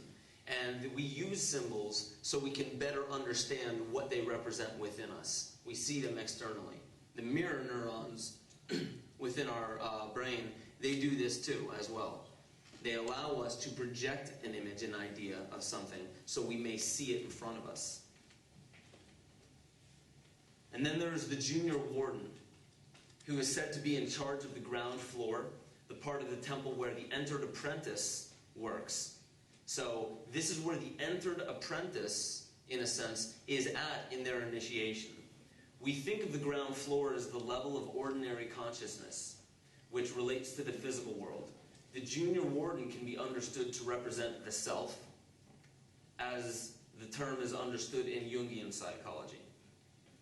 So as we're getting closer and closer to the worshipful master, and we'll show what that represents, as we're getting closer and closer to that, this is what Freemasons have set up in their lodge. Now, their lodge is specifically there to represent exactly what the Dionysian mystery schools are representing when they're going into the inner sanctum, when they're going inside the consciousness, meaning going inward, because that's where all initiation begins.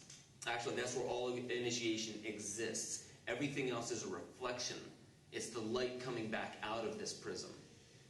So the entered apprentice, as of this point, the junior warden is in charge of the ground floor where the entered apprentice works on their craft. And then there's the senior warden, one step away from the worshipful master. The senior warden is said to be in charge of the middle chamber, a part of the temple where the fellow craft. Now, remember, the ground floor was where the entered apprentice is. That's exoteric, in a sense. It's still exoteric within the inner initiation. But this, the senior warden, is in charge of the middle chamber, the part of the temple where the fellow craft, the craftsman, the journeyman, which in military terms, it goes from the apprentice to the journeyman, which is exactly what the fool is, in a sense, somebody who's sent off on a journey to experience through their craft. Okay? And this is the same thing, Act 1, Act 2, Act 3 in a play. You have the entered apprentice, exactly who they are, how they are. They're set off on a journey through their craft into the middle chamber of one's consciousness. And then eventually you arrive at being a master once you have understood the truth within your craft. The middle chamber, a part of the temple where the fellow craft plays a significant role. One can think of the middle chamber as representing one's soul, and certainly the symbols to be found there suggest that it is the seat of one's morality. The seat of one's morality. Okay?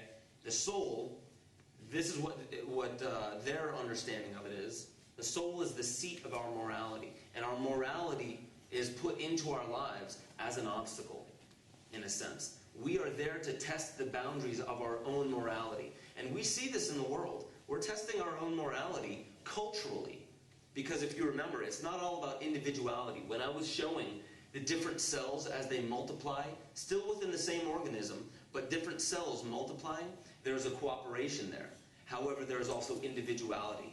So within a culture, not only individually do we try and find our own boundaries of morality, but in cultures we do. This is why we see, in a sense, the pushing of the boundaries of our morality between nations. So the nations, okay, I come from the US and I was in the Air Force. So I saw firsthand the pushing of the boundaries of our morality, where I have gone. And I hadn't even seen the worst of what some people that, my father is in the Army and he's seen far worse than what I had. But we, in the US and any major power, is largely pushing the boundaries of our morality, in a sense, because this is what wakes people up. And in no way, shape, or form am I saying this is, a beautiful part of the journey. But it is a necessary part of the journey, because we're not waking up. That is the reason why people like Max and I are doing what we do, is simply, and why we are all here as a community, because we recognize these things, bringing balance back. And now we arrive at the worshipful master, who presides in the east, because that is where the sun rises, and supervises the activities of the lodge, particularly those of the master masons, who were said to have met in King Solomon's porch, the entrance to the Holy of Holies. This office is best understood as a representation of that level of consciousness that relates to the spirit. Now, the reason why I took you through all of this is really to show that everything within these mystery religions, all the symbols, the way that the processions go, all the ceremonies, there is a very specific reason to why they are doing what they do. And within some of these ceremonies, I'm not necessarily going to get into the specifics of the darker side of a lot of these secret societies, but you can imagine with this understanding of the psyche and the amount of energy that you can place within people's psyche in a community, if you understand this about the psyche and you're going through it in motions, this is why yoga doesn't just explain to you things, it puts you into a motion in the body, because your body has a memory of, again, the history of the evolution of the entire universe. So the reason why these ceremonies are done is because what I believe is a huge amount of energy is pushed through the ceremony into the collective psyche by doing this, by actually performing the actions. And this is why I'm here, is to say that none of what I'm saying, as far as the specifics, should really matter. It should be how the principles are applied in your life. Because we could know all of this. We can read 1,000,000 books and that's not going to change the world. The way we apply ourselves to our lovers, to our family, to the closest people around us, then out to the community, that's how real change starts. Change doesn't happen by thinking, let's change the system first, and then maybe people will follow suit. That doesn't happen. It does not happen that way. In the same way, it does not happen by trying to change the form within Cymatics to change the frequency. It happens the other way around. The frequency must change. The form of our government, the form of our system will change when we resonate differently. We are transformers of energy. That's why I say we are prisms, because we are taking in light and then we resonate, in a sense. We reflect that in a different way. Every single one of us reflects it in a different way. But we are the ones that transform energy. The zeroth law in thermodynamics states that, and this is science, nothing could happen in this universe without the transformations of energy. Transformations of energy is why any of this is possible. But the transformers of energy is pretty much any biological thing. But we, obviously, dealing with humanity, and humanity being at the forefront of all of the, in a sense, evils, if you will, or obstacles, we are the ones that are meant to transform energy within us. This is why interchange is most important. This is the crux of all of my work, is interchange. Actually adopting another value or another perception. We're not going to change things by pointing fingers at others and hoping that they'll do the work for us. That's what children do. Children want their parents to take care of everything. Now look at our government today.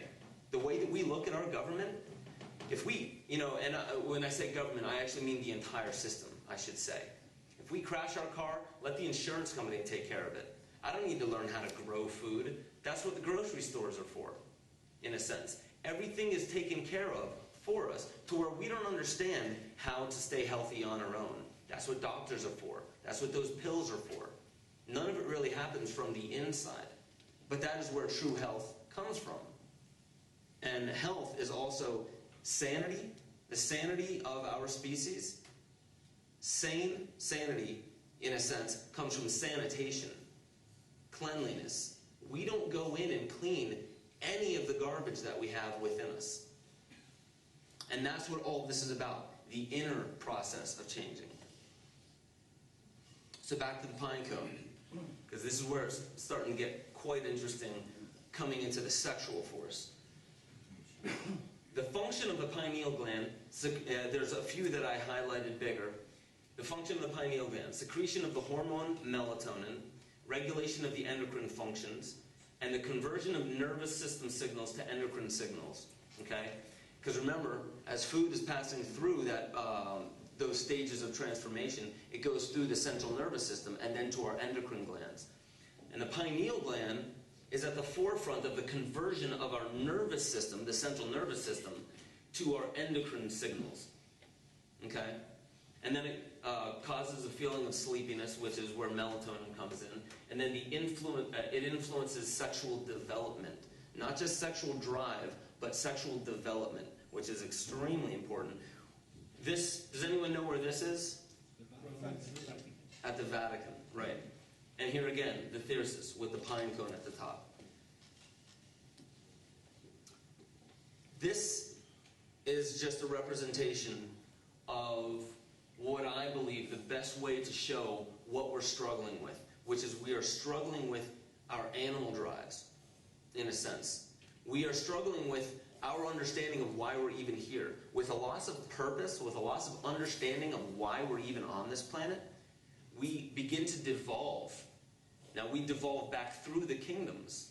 There's actually, whether I resonate with this or not, an understanding of why eating swine or eating pork actually has a religious connotation to it. Why we do not, at least in certain disciplines, you do not eat anything with a cleft hoof, because it is actually believed that pigs are devolving humans. I don't know if any of you have heard this. Raise your hand if you've heard that. Okay. That pigs are devolving humans. I don't know whether that's true or not. That may explain why, the fleshy color, the hair that looks a little bit more, closely related to human hair, and how highly adaptable they are to their environment and how intelligent they are. That's just a representation. That's not really part of this, but that's an understanding of when we begin only concerning ourselves with what we want to come from the moment. If we walk into every moment of our lives and we're looking for something, why Buddha says that desire is the root cause of all of our suffering, is because we're only looking for the fruit, in a sense. We're looking for what we want and not what's actually there. We're not looking at reality. So we will fill in all the rest of the blanks and miss reality because we're looking for our desires, which aren't there. And what happens at that point is consciousness becomes sleepy and it begins devolving back through the kingdoms. Which is why, in this image, this guy is wrestling with the serpent, which in this representation is the sexual force. Okay? This is just, here's the Lincoln Cathedral. The same thing, same representation. Serpents coiling around these two individuals and being, and the two demons, in a sense. What I believe those two demons on either side to be, is, of this guy at least, is a representation of the masculine and the feminine not in balance, okay? And wrestling with the serpents in animal nature. Actually, beard pulling and hair pulling, back in a lot of these representations, is a symbol for lust, actually. Which is why they're all naked. And what else do I see in this image? There was something else that I remember seeing in these images that I'm not seeing now.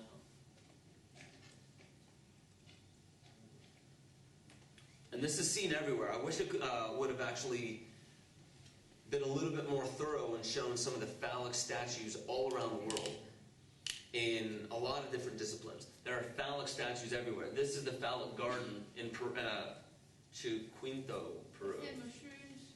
What's that? What if they're mushrooms? They are. Actually, I think I may have took, I did have, there we go. Yeah. Okay. Another representation of that. And I'm not going to get into Amanita muscaria. You guys can try it for yourself. But again, phallic statues honoring Dionysus. And in many, many, many traditions, even as far back as, I'm forgetting the name, certain tribes that you'll see, some of the earlier depictions of art, in a lot of ways, if you've ever seen the man nursing his own penis, in a sense, because there's a loop that is set up there, okay? There are phallic symbols all throughout every religion, all throughout every culture throughout the world. You will not find many cultures, you will not find many without phallic representations and without philosophy, religion, science, and art. Those are four pillars of all society, because we're speaking about art today. Art, to me, is the unification of all of our science, our religion, and our philosophy. That is why in the tarot deck, the magician is a scientist. And that is an understanding of how true science, a true scientist, and I'm failing to remember who actually said this, but a true scientist recognizes that the core of all science is consciousness. The core of all science. So a true scientist does not look outwards only to try and understand the world. They look inward. And that's where alchemy comes from. So to understand, and this is all leading to something, to understand these are the different metals that are applied to the seven planets in alchemy, okay? The sun, gold, moon, silver, Mercury, quicksilver, Venus, copper, Mars, iron, Jupiter, tin, Saturn, lead. The reason why I'm showing that is I didn't actually use an image. This obviously, a representation for the spinal column, the central nervous system, and the two serpents, masculine and feminine. Does anyone know the story of Hermes? How this symbol came about? Okay, Hermes was walking along his path and he found two serpents. Now, they were either copulating or they were fighting. And either way it works. But how did he stop the two serpents from fighting? He imposed his staff. Okay? So his spinal column, the equilibrating force. And then they rose to the top of the spinal column, in a sense. And this is a woman, because it's a woman holding the thyrsus. What I wanted to show, which I didn't find an image for right beforehand, was what's another image for that only has one serpent? Not the thyrsus, What's another staff with one serpent on it?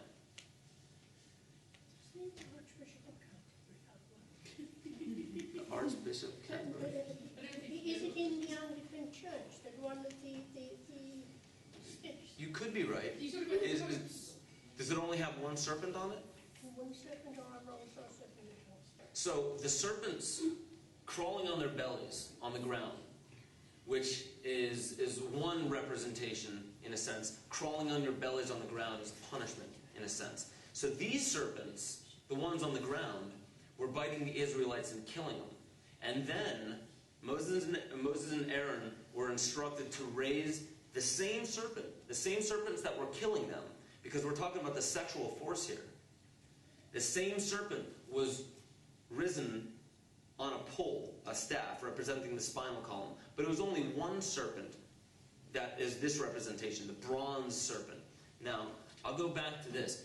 Does anyone know what metals it takes to make bronze? To really make bronze?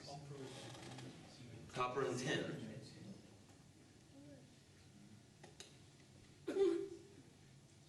So you need Jupiter and Venus, a masculine and a feminine force, to create bronze, so they could unite. But what do you have to do with the copper and the tin before you can make bronze? You heat them. It's a furnace. Right. You need them completely purified, in a sense. This is Tantra. You need to completely purify copper and tin before they will make bronze. Without clearing them of all impurities, they will not make bronze. So, purifying the masculine and the feminine can create this new metal, the bronze, the brazen serpent, that heals the Israelites. Okay? And one more understanding of this. Kundalini is said to be coiled in the root chakra, the Muladhara chakra, and it rises through the spinal column, right? Where would it go if it was a complete opposite force? It would go out like a tail, which is why most representations of the devil have a tail, and also cleft hooves, separated cleft hooves. Now, that's not all representations of it, but that's, again, this is just a symbol of it. So what's understood is that the opposite of the Kundalini is the Kunda buffer. Okay? Using it in a devolving way. Using this sexual force in a devolving way pushes that same force through the coccyx and out, in a sense. It expels it as a tail, which is, we don't have tails as humans. We have the physical form of something that is supposed to raise that force through us. So something different happens within humanity with the sexual force. Okay? And the tree of life, one more representation of this. The tree of life, you could actually place over a human. It would be from the back. Okay? From Keter, Hokmah, Binah, all the way down to Malkuth, the physical kingdom. That's what Malkuth is meant to represent. So, pushing through the physical kingdom, down into the infernal worlds, you'll have 9 layers of hell. So it's called Klipoth by in Hebrew, I believe. Klipoth is the 9 layers of hell, and they're all represented by different demons with different names. Andromelech, Beelzebub. It goes on and on and on. Just like in Dante's Inferno, the 9 levels of hell. You'll find that in Norse mythology too, that there are 9 layers of hell. What's that? 7 serpents? Circles of hell. In what? Dante's Inferno. I believe it was 9. You could be right. I always believed it to be 9. The 9 levels of hell. I'll look into that. Definitely look into that. Does anyone else know? Like, is it 9 or 7? It's 7 because each one represents one of the 7 deadly sins. Yeah. Okay. I'll have to look. Okay. Watch Norse mythology only have 7 now. I'm completely blows everything I said out of the water. That was the understanding I had, but that's probably correct then. It's kind of hard to see, actually, but this is a representation, again, of the man, and also, I don't want to say the devolving man, but in between the thyrsus, the two separate sides of it, from the pine cone top of it, you have what the pine cone is made out of itself, and that is what is draped around his head. But the animalistic one, the naked one with the tail, has the fruits that are coming off these little vines. The fruits is what's wrapped around this one's head, the animal.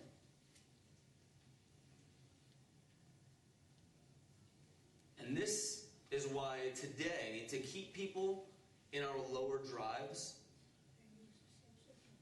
what's that? They use the same symbols. They use many of the same symbols. It's also many of the same colors. But you see sexual symbolism everywhere. Okay? And it doesn't seem sacred. It doesn't seem spiritual. It seems very dirty and taboo. Okay? And it's hidden in a way. It relates to sex in a very hidden way, as if we're not supposed to be talking about it in our culture. And this is everywhere. These are just 4 different representations of it. But you won't find many movies out there that don't try to boost their ratings by showing a little bit more cleavage, you know, by bringing people into those lower drives a little bit more. Because that is what we pay for. That is what we want, in a sense. The fruit of our labor. Look at 50 Shades of Grey, you know what I mean? It's really badly written. Not spelling mistakes, but it's, you know, #1 selling. The 50 Shades of Grey, yes. Don't tell me the end. Don't tell me the end. I'm right in the middle of it. They get money.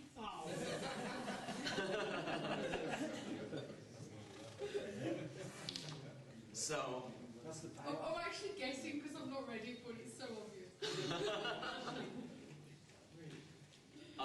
This is Ralph Ellis's work, and he said the laity believed in Osiris. The laity being the I guess the laymen's or the commoners in his way of understanding.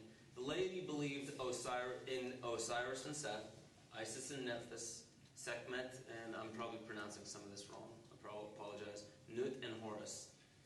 There were any number of gods. Some of the priesthoods, however, had a different agenda. These priests held the secrets of the universe, and they were not about to let these slip out of their reach. For this knowledge was the source of both their secular and theological power. This is one of the main reasons why knowledge is hidden, okay, especially in high levels of power. Now, this knowledge isn't just scientific knowledge. But all scientific and technological knowledge does come from a core principle understanding of how the universe operates, the function of it. So the function of these gods actually represent principles of the universe that are still in power today. And these principles are what is believed, what Ralph is saying, is the source of the secular and theological power of the elite. Okay? And now this information is coming out quite a bit more. It's kind of hard to keep this information back. Because you don't have to be allowed into a specific inner sanctum to understand this. Because the inner sanctum is in here. The inner sanctum is in our consciousness. So this information is getting out regardless. This is something that obviously is creating a lot of heartache to the powers that be that want to keep their power. Because if you have power, the thing you fear most is losing that power.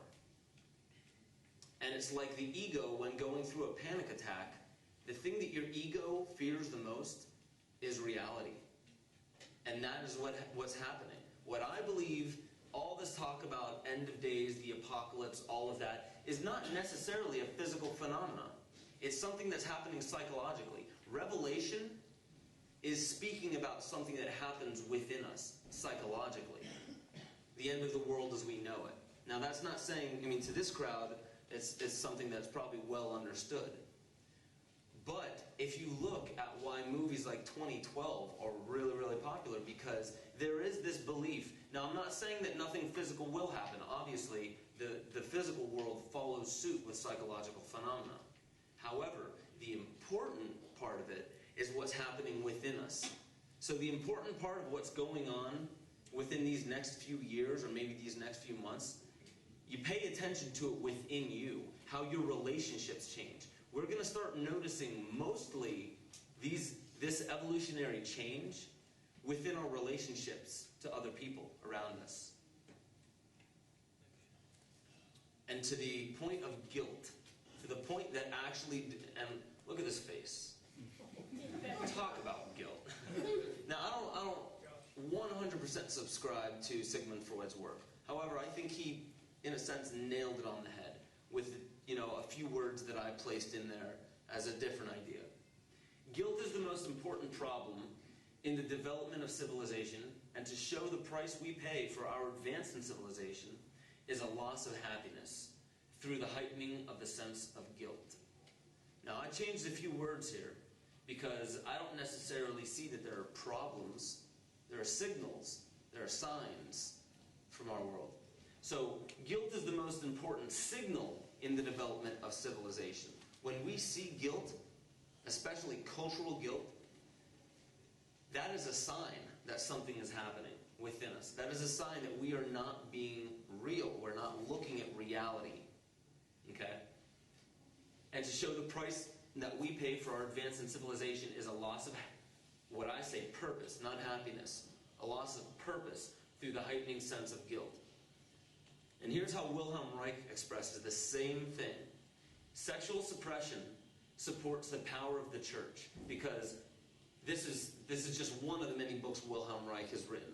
The Invasion of Compulsory Sex Morality.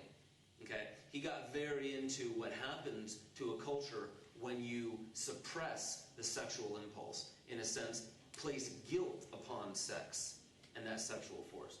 Sexual suppression supports the power of the church, which has sunk very deep roots into the exploited masses by means of sexual anxiety and guilt. Now, it engenders timidity towards authority and binds children to their parents.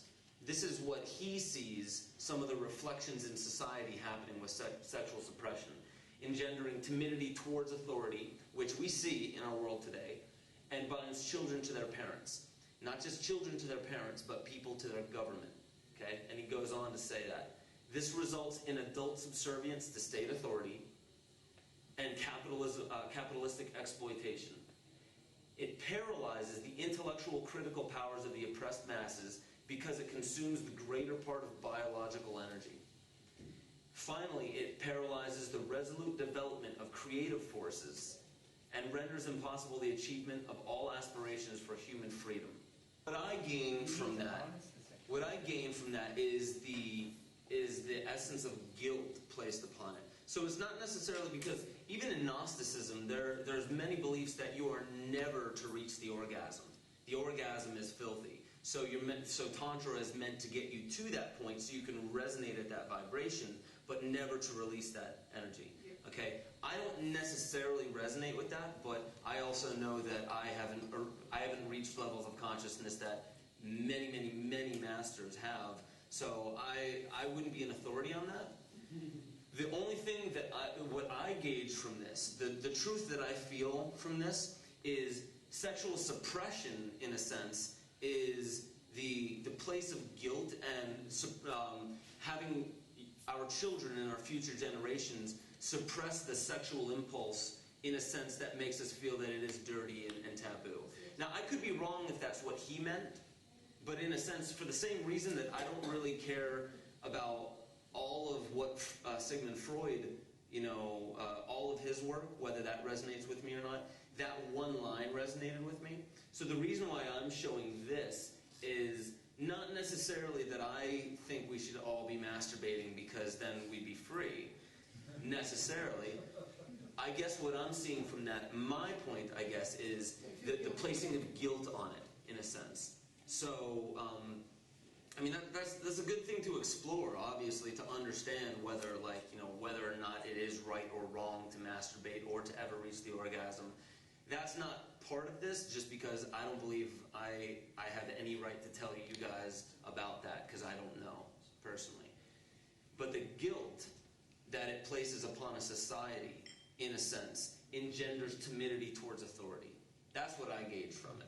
I mean, does that resonate at all? Yeah. Okay. And that's, in a sense, the reason why I show this. And he also even says, like, I used to, when I was really heavily into Samael Aun Weor's work, because Samael Aun Weor is a huge proponent of never reaching the orgasm. Do not, masturbate. Because it's also, the degradation of the sexual force mainly is psychological. It's lusting after somebody. Because even, I think, in the words of Christ, even looking at a woman with lust is that sin, in a sense.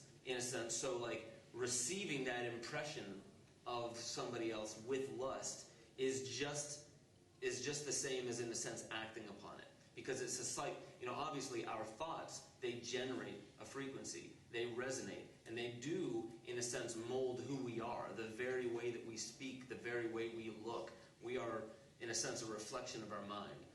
So what I see from that is, sexual suppression consumes the greater part of biological energy, in a sense, because it takes so much energy to house guilt. Because mainly, if guilt were very, very in our face, we'd be processing it and working on it. But the very essence of repressing is taking something like that and hiding it within you somewhere. Okay? Now, this is my understanding of it, obviously. So what I gauge from this is a better understanding of what the sexual force is, in a sense, and how we harness it. Now, the reason why this entire talk is necessarily about art is because instead of looking at this as a problem, looking at it as, in a sense, something that would inspire, like a riddle. A riddle is meant to inspire your mind to open in different ways. It inspires it. Now the difference, an artist uses inspiration. The difference between inspiration to change culture and everything else is it seems that everything else places a demand. You must or else. It's wrong to do anything else than this, right? But inspiration inspires people to change. It inspires people to think outside the box. It inspires people to embrace the irrational, in a sense. And this is what I find to be the most interesting. Now, I'll be very, very honest about this. This, what I'm saying, is just my, I guess I would say, opinion. This is what I sense is going on in the world. Okay? An incubus or a succubus, they are different forces that, in a sense, rob us of sexual energy. Now, you can go all the way back into Mesopotamian mythology, see this? There are African versions of the incubi and the succubi. There are Amazonian representations for this. There's actually, in almost every culture that I have found, there are certain creatures or entities that represent what an incubus or a succubus is. And this is by Thomas Aquinas, even touches base on this. Still, if some are occasionally begotten, now what he's talking about there are children begotten from an incubus or a succubus, which that would be human people, meaning people within this very room or within this very country or all around, people that look like everybody else begotten by this force, okay? This isn't some stretch of the imagination. This, to me, is the offspring of what we allow the sexual force to do within us when we are having children. Okay? Still, if some are occasionally begotten from demons, it is not from the seed of such demons, nor from their assumed bodies, but from the seed of men, taken for the purpose, as when the demon assumes first the form of a woman, afterwards of a man, just so they take the seed of other things for other generating purposes. Now, that's like a run-on sentence, bad grammar. But what I believe he's getting at there is that it's not necessarily that saying these incubi and the succubi are the actual ones impregnating the women and that's why we're having these demon children. What is being said there is that we actually create, what I believe is we create these incubi and these succubi through this energy. Now, they don't have form. The reason why we don't see them walking around is because they don't have a physical form, in a sense. They are the energy of the guilt, in a sense, mixed with our sexual energy that, in a sense, is trying to take form. Now, this goes back to even theosophical understanding of how humanity existed before the physical form of humanity. The idea, and it was etheric, in a sense. And then it was striving to take form, which is what all these prisms do. They strive to take form so they can transform energy, so they can transform light, in a sense, to be a magician. But this is the energy creating black magic, in a sense. Now, I don't know if you guys are with me on that, but what I'm basically saying is through every act, and this doesn't have to be the sexual act in and of itself, but through the way that we pervert our sexual energy psychologically, we create this force on the earth. And what I believe is that over the entire planet, there is an obsessor. Do you know what an obsessor is? It's a parasite. Necessarily doesn't have to have form, but it's a parasite. What I feel is that there's an obsessor over this entire planet, generated by us and generated collectively by our corruption of this sexual force. Now, it's hard to remove the mind when you hear the sexual force. It's hard typically for us to remove the mind because it always seems like you're talking about semen, or it always seems like you're talking about the act of sex. But what's happening here, what I believe, is that we have actually created an obsessor on this planet through our continual corruption of this force, and it's a degenerative force, and this is the intelligence behind what we would call the Illuminati. This is why we, in a sense, have far more power than we lead ourselves to believe. We are the magicians, we are the artists, and we are being reflected in all the pollution, all the wars, all the bigotry, the racism, the sexism, the pedophilia, all of that comes from our inability to recognize that we corrupt this very force within us. This is why all of my work is about changing within. We transform the energy of this beautiful thing. So if we're looking at this thing and seeing that it is, in a sense, crumbling, the very idea of it, if we are raping our Mother Earth, that is not some elite faction somewhere else that we should be pointing our fingers at. My belief, at least. I believe that it is every single one of us. The whole purpose of this entire talk is to show you that, yes, I made Esoteric Agenda, and a lot of it was finger pointing. But my understanding of the evolution of my consciousness from that point, through Kymatica, through Ungrip, and all the way up to today, see the lights come on when you start speaking like this. My understanding is that I am not going to do any justice to anybody else that I come in and meet with, any communities that I come into contact with. There's no point for me to go overseas anywhere or travel around and just give data and information and things like that and, give those aha, like, ooh, cool, yeah, oh, I heard about that. Oh, that's why that kind of links in. Okay, I see. Yeah, okay, cool. Go home. It doesn't seem to work unless we know how to apply this. The reason why I am so passionate about this is because I know that things can change. I've felt it within. But the thing is collectively, we don't believe that we can change things. That's why we're always waiting for mommy and daddy. The cultural mommy and daddy, the idea of mommy and daddy, somebody else, somebody more powerful. We're just a child. We can't do anything. We're not the magicians. We're not the artists. Let somebody else take care of it. I hope that there is an elite faction of a white brotherhood that can come in and save us, right? I hope there is some conspiracy of good. There is. It's within us. Do you get me? In a sense, we are the ones that change. So it's not necessarily about reading a bunch of books and starting a bunch of movements and things like that. The movement happens within. People follow truth, okay? Only for a certain amount of time, only for a short amount of time, can you lead people along with half truth and half bullshit. Only for a short amount of time. Sooner or later, even if they don't understand why they quit following, they do it because it just doesn't resonate anymore.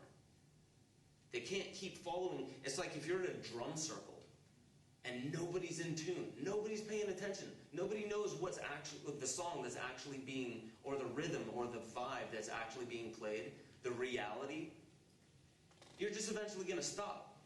It becomes absolute chaos. But a good drum circle could last all the way through the night till your hands are bleeding and you don't want to stop because it feels right. And this is when you hear about heroes going to the end of their very spirit, pushing themselves far beyond what they ever thought they could. Because it's right.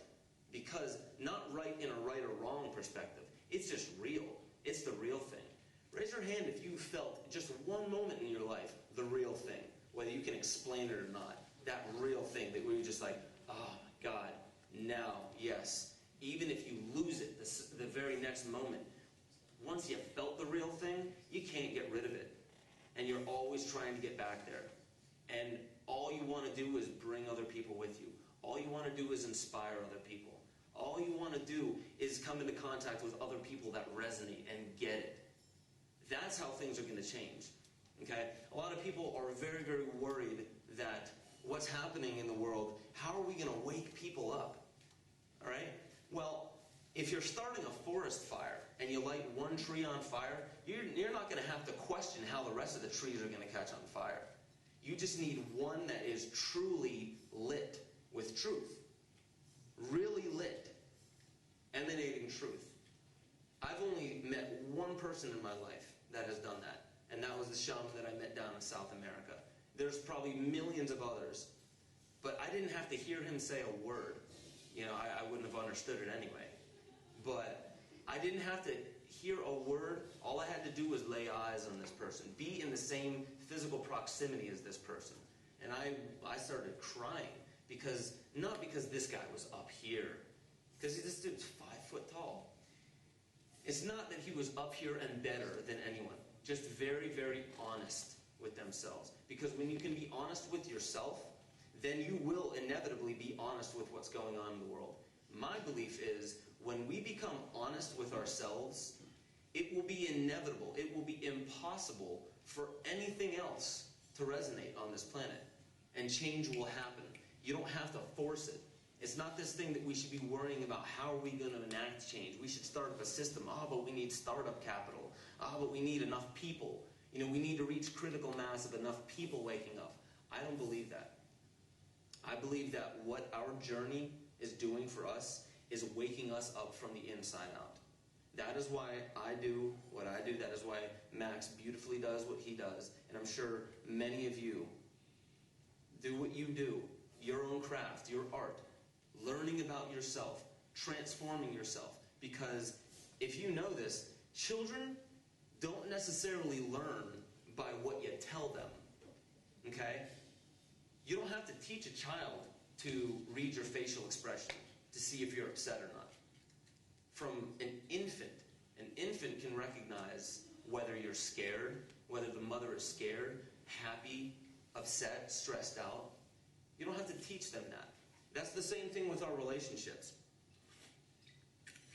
When you're arguing with your lover or whomever, reality is happening, whether you're seeing it or not. So, when you're arguing with somebody, typically we're arguing with different vehicles, like these words, like, this is how I saw a situation, you were being this way to me. It's like, well, this is how I saw it, you were being that way to me. What's really happening is the heart is picking up on a facial expression and body language, recognizing that there's friction, and you're not meeting together. There's all these philosophies and ideas. Well, this, no, this, that, and the other. What's the real thing that's going on? You're not being compassionate. We all make mistakes, and we all beat ourselves up over it when we don't have to. This is what a runner does if they're running a race and you accidentally fall. That's not the end. You get up and you keep going. All right? And it's the same thing, me as being a singer. If I were to beat myself up for missing a lyric, you know, because it happens all the time. And there's no denying, let's say like I trip over a chord and I fall on stage. Okay. There's no denying that I just fell over on stage. I can't like pass it off like I meant to do that. So you use it in a sense. The same way an improv artist uses, you know, and whose line is it anyway? The reason why you're meant to throw the comedian off guard, you're meant to throw something at them that they weren't expecting, is because that's what happens in life. You improv in the moment. That's why we're paying attention to the moment, not what we're looking for in the moment. So the whole part of all of this, to me, this is where it ends, is art, is understand how you yourself are an artist. You yourself can change everything about your life, and you are the only one that can change anything about your life. That is why I overemphasize this point. We are all magicians. We are all artists. I believe the next evolutionary step of humanity is us recognizing that we are artists. Every one of us. There's a higher sense involved with art, and that's where inspiration, creativity, and radical intuition comes from. It's something that I do not see us being able to avoid in the next few years. Maybe, I don't know, I'm not going to place a time frame on it, but this is what I believe evolution does. We are here to experience a new part of humanity, and this happens by our choice, because we were given the ability to choose. So, thank you guys for allowing me to come out here and share.